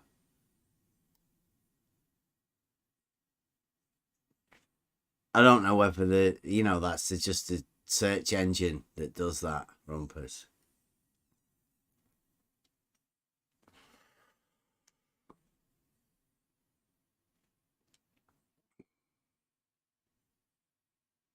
You will be very active shortly.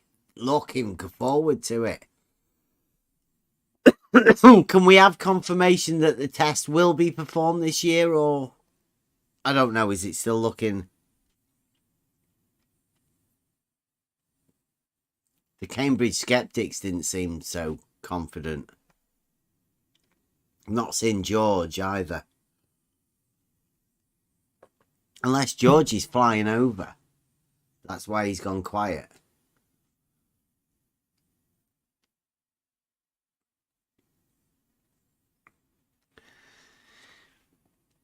Rumpus will be very active shortly.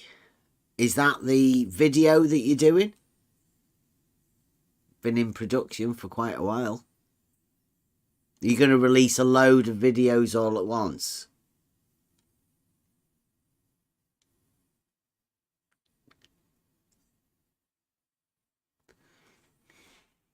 You must be getting nervous, Rumpus. The window is closing. He's not talking to us. He's only talking to people in the chat. On purpose. That's pretty snobby of you. Yeah, he can't talk about it.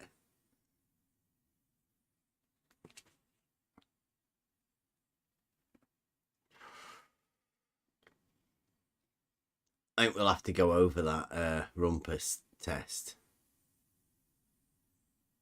next week. What do you think about that, Rumpus? Do you want us to build up for your test?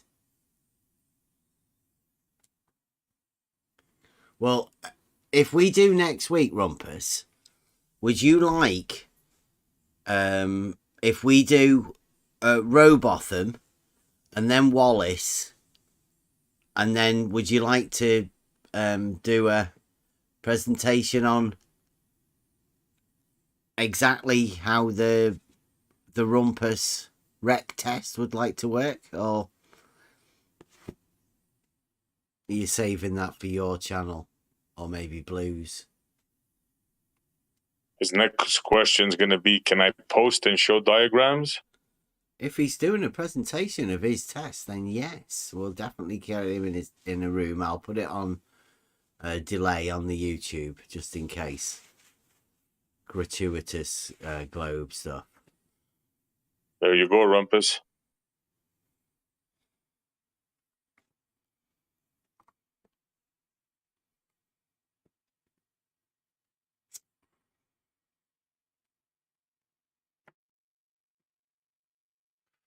Night Sky Jeff says he thinks he understands the toothpick model now. Toothpick tangents. But I need to know if the two arms of LIGO are specified as horizontal with respect to the corner B, or merely as coplanar. I don't know whether you know if the you're listening in, Jeff. Whether you know the globe model, but the tangent point's horizontal, so that's why FE Dogma, the horizontal line, I think, is from A to B. That's because the horizontal goes from A to B, because it's a tangent point at A, because you can only have a horizontal at a tangent point. So it goes from A to B from the tangent point at A. And then again, it restarts, it resets at B with the new tangent point. And then that goes to C. That's how you can have another horizontal. So you can have horizontal from A to B, but B needs a new tangent point to start the horizontal again. I think that's the reason that they need the extra tangent point at B. Obviously, if you didn't need to continue that horizontal, then you'd just live in the real world and just have one. You wouldn't need to feel the need to throw in a useless tangent that proves, well, it just falsifies your model to straight away.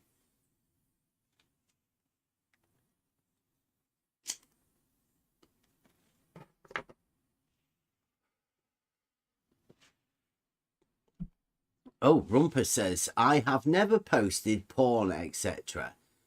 Just said gratuitous globe science. The idea you have to put my presentation on a delay is ridiculous. Oh, you accepting, Rumpus? I missed that. I'll have to go back. Did Rumpus accept? I'm not sure. I don't see why not. He'll get more exposure to his rect. I will be explaining all rect in a video. But don't start quivering about time delays now. No. You got your presentation, your videos, and your stuff, whatever, so... I hope Blue's recording this. Blue, get this recorded, this chat that you're doing. You're working too hard to not make any content out of it. You could go over that.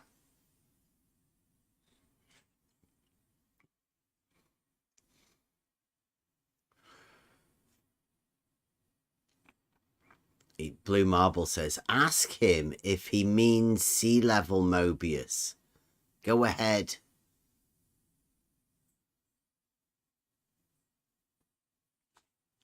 I don't know. It's hard work to deal with the YouTube text debates in the chat at the side.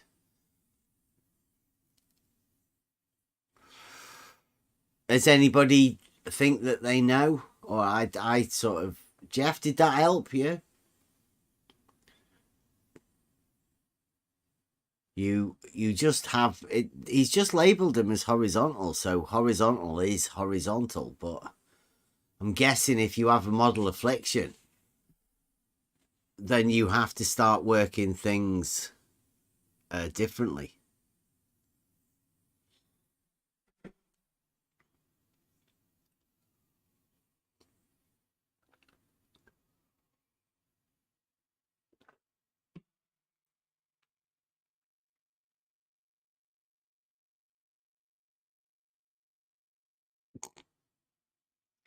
Blue's coming across acting all hard. Like, he's got a thing for Mobius. Mobius. You stop flirting with Blue.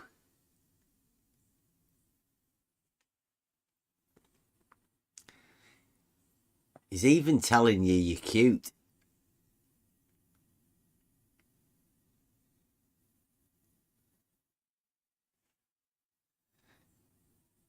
I think you're cute, Mobius, but from Blue. Or something like that. And Rumpus as well.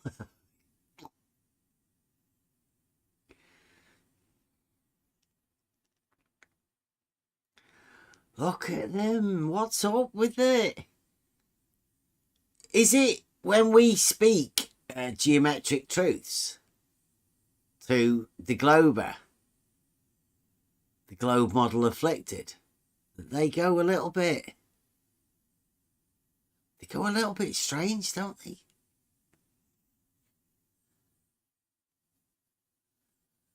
Jeff says, I think that's what Wally is getting at by saying two tangents. That AB is horizontal with respect to A.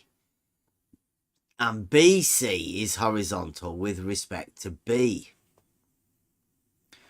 Those horizontals are being referred to as tangents. Yeah, he just puts a tangent wherever they want a horizontal. That's why you can have both arms as being horizontal. When Rumpus, as Rumpus will tell you, horizontal's only at a point. It's just every point, conceptually. So nothing changes. Nothing actually changes in reality. Horizontal is always horizontal, and all horizontals are always parallel to each other. You've just got to fit that in somehow, conceptually, with the globe model. And if you're good enough, I think you can seriously nutsack the shit out of yourself. But it takes a special globe mind. I think it's got to be well practiced in it.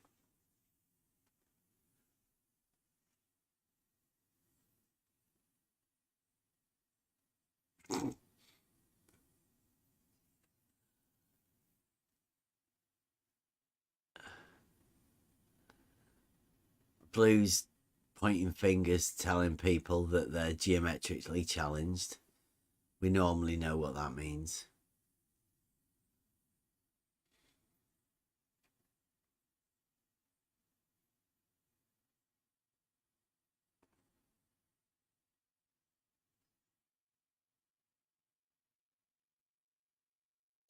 What? What, Jeff? Have we got any Globers? Please get in here. Jeff may be going rogue. He may be going against the other guys. Watch what Jeff says the 3 points A, B, C would be coplanar, but A and C would not both be along horizontals from B.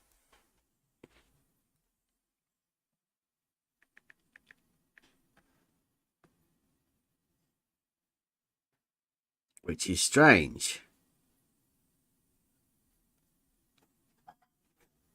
Because I'm pretty sure that that horizontal line goes both directions.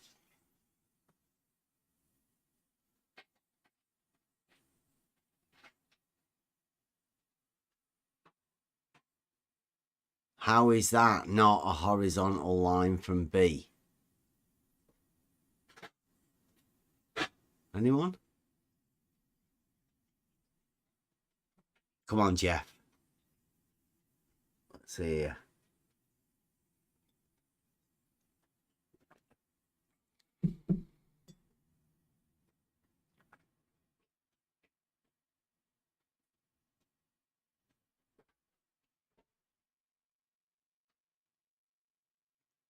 Jeff says the 3 points A, B, C would be coplanar, obviously 3 coplanar points, but A and C would not both be along horizontals from B.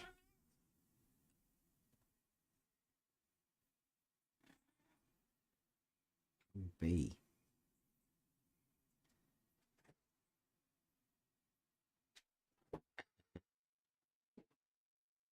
Mobius, it's a proof that he would be able to present geometry, isn't it? It's a geometric proof.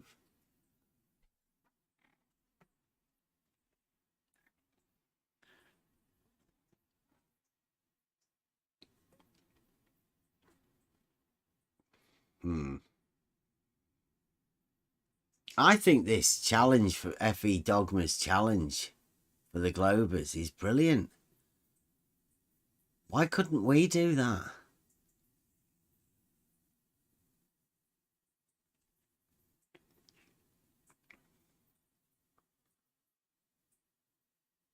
Are we going to have any more to come in and help FE Dogma?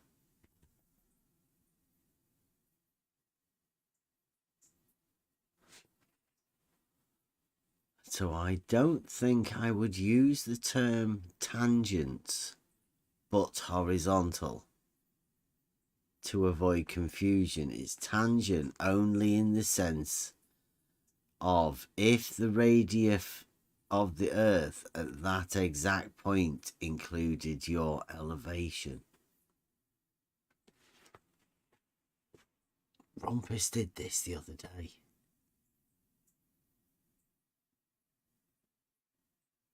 The tangents at every elevation. That's going to cause problems, right?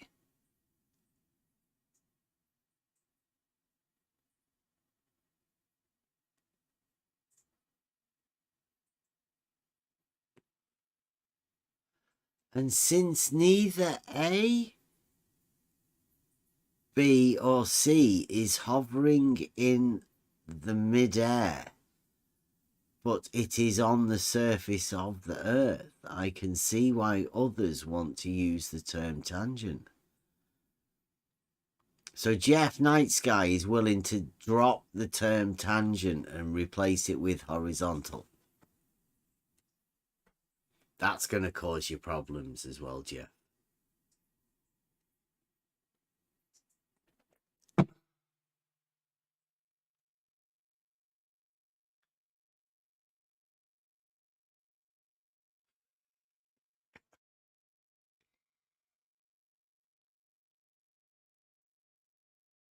We just deal with confusion. Trying to unscramble confusion in the mind.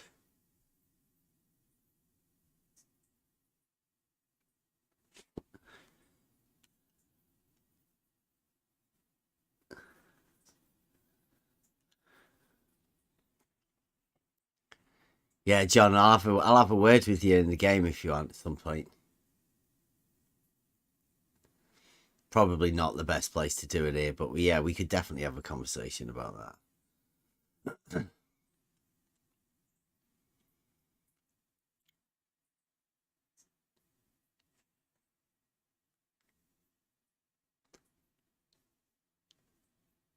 Since neither B, A, B, or C is hovering in midair. I like the idea of using the word horizontal, Jeff, but you may be new to this. And geometrically, it's not going to work. You're not allowed it. Other people will tell you you're not allowed it as well. But I don't know how...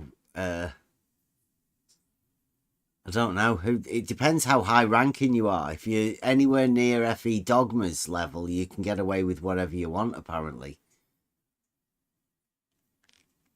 I would imagine lower ranking people would be struggling a little bit more to get away with it.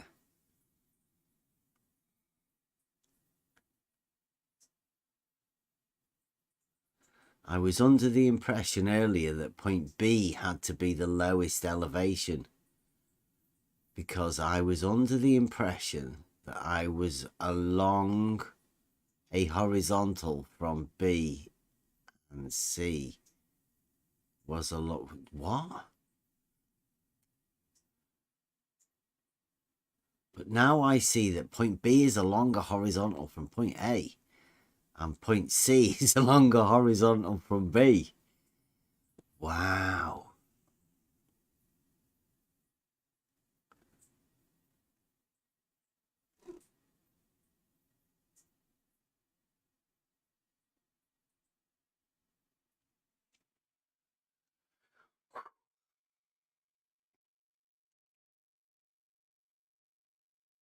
Yeah, I think he's already gone. It's got to be quite hard to work that out, Jeff. Come in.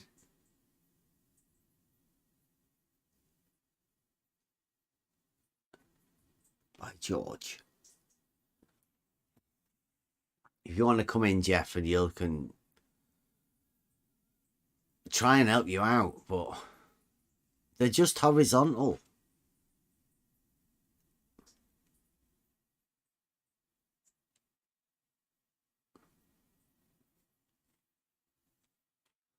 They're just horizontal lines. But the globe model doesn't have them.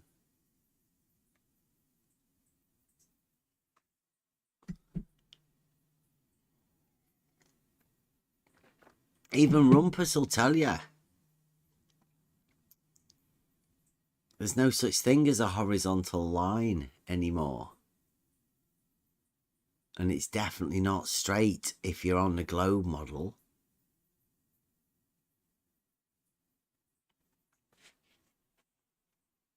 But again, I'm guessing that's enough. Done. Can't keep going over this stuff.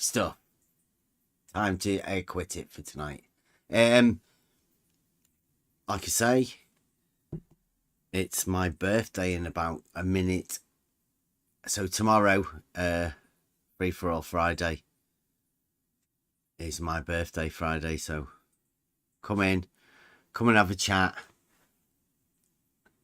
Come in during any time. Come on in. Next Level Discord server.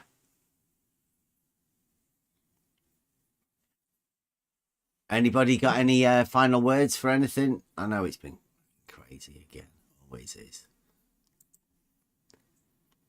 Tried to start off with the... I would just like to say hello to the YouTube. Oh, Tina. You get your debut Hello. tomorrow. What was that, Bev? You get your debut 7:30 tomorrow. Tina. 7, eh? Yeah. Transcendental Tina Woo! versus Brenda. Diletheism showdown. It was amazing. You judge the winner. Yeah. Yeah. Not wanting to. Come on. Brenda did very well until she started being rude. Yeah, but she did try hard. Really, she did try very hard. Yeah. But she just could not. She had to go to being rude. Much like she did today. Oh, was she in today? Yes. Oh. Yes. I missed her. I know you did. We had a good conversation, though. She did some good drawings. Well, it was good. I'm going to have to... There's loads of conversations that we have had just recently that I'm going to have to make sure that I actually get them... Out. Well, somebody hit that already. Thank you very much, mods. Thank you very much. Okay. We'll have horizontality. Thank you very much for joining, and join us tomorrow. Free for all Friday.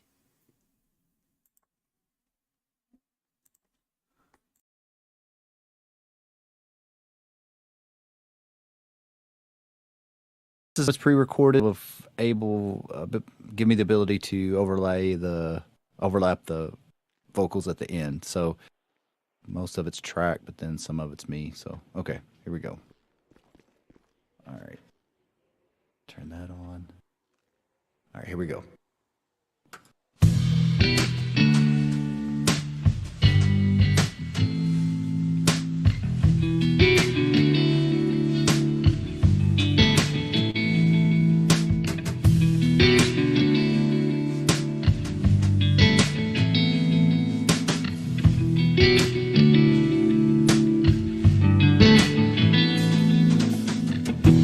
Lateral position clearly defined. Your eyes will see once you've opened up your mind to reality. Horizontality.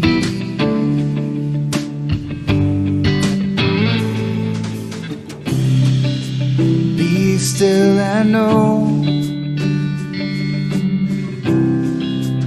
Be still and know you're living in reality.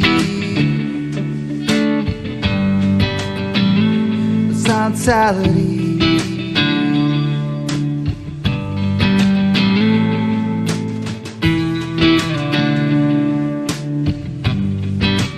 Horizontality.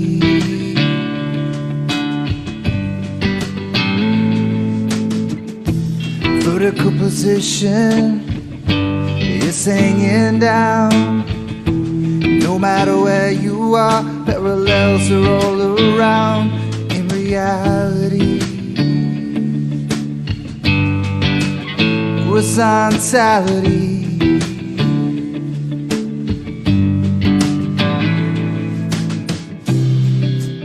Be still and know. Even when the wind will blow, living in reality.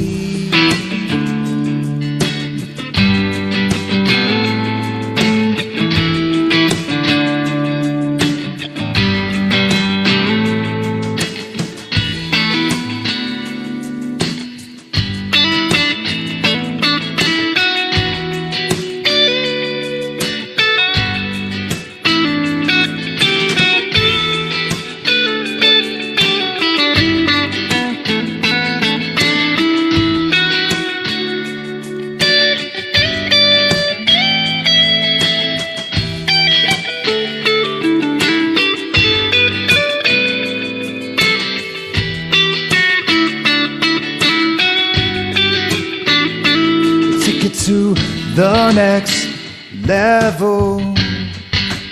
We'll take it to another level. Take it to another level.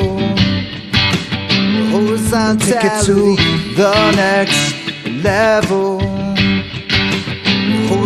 Take it to another level. Take it to the next level. Take it to another level. Take it to the next level. Horizontality.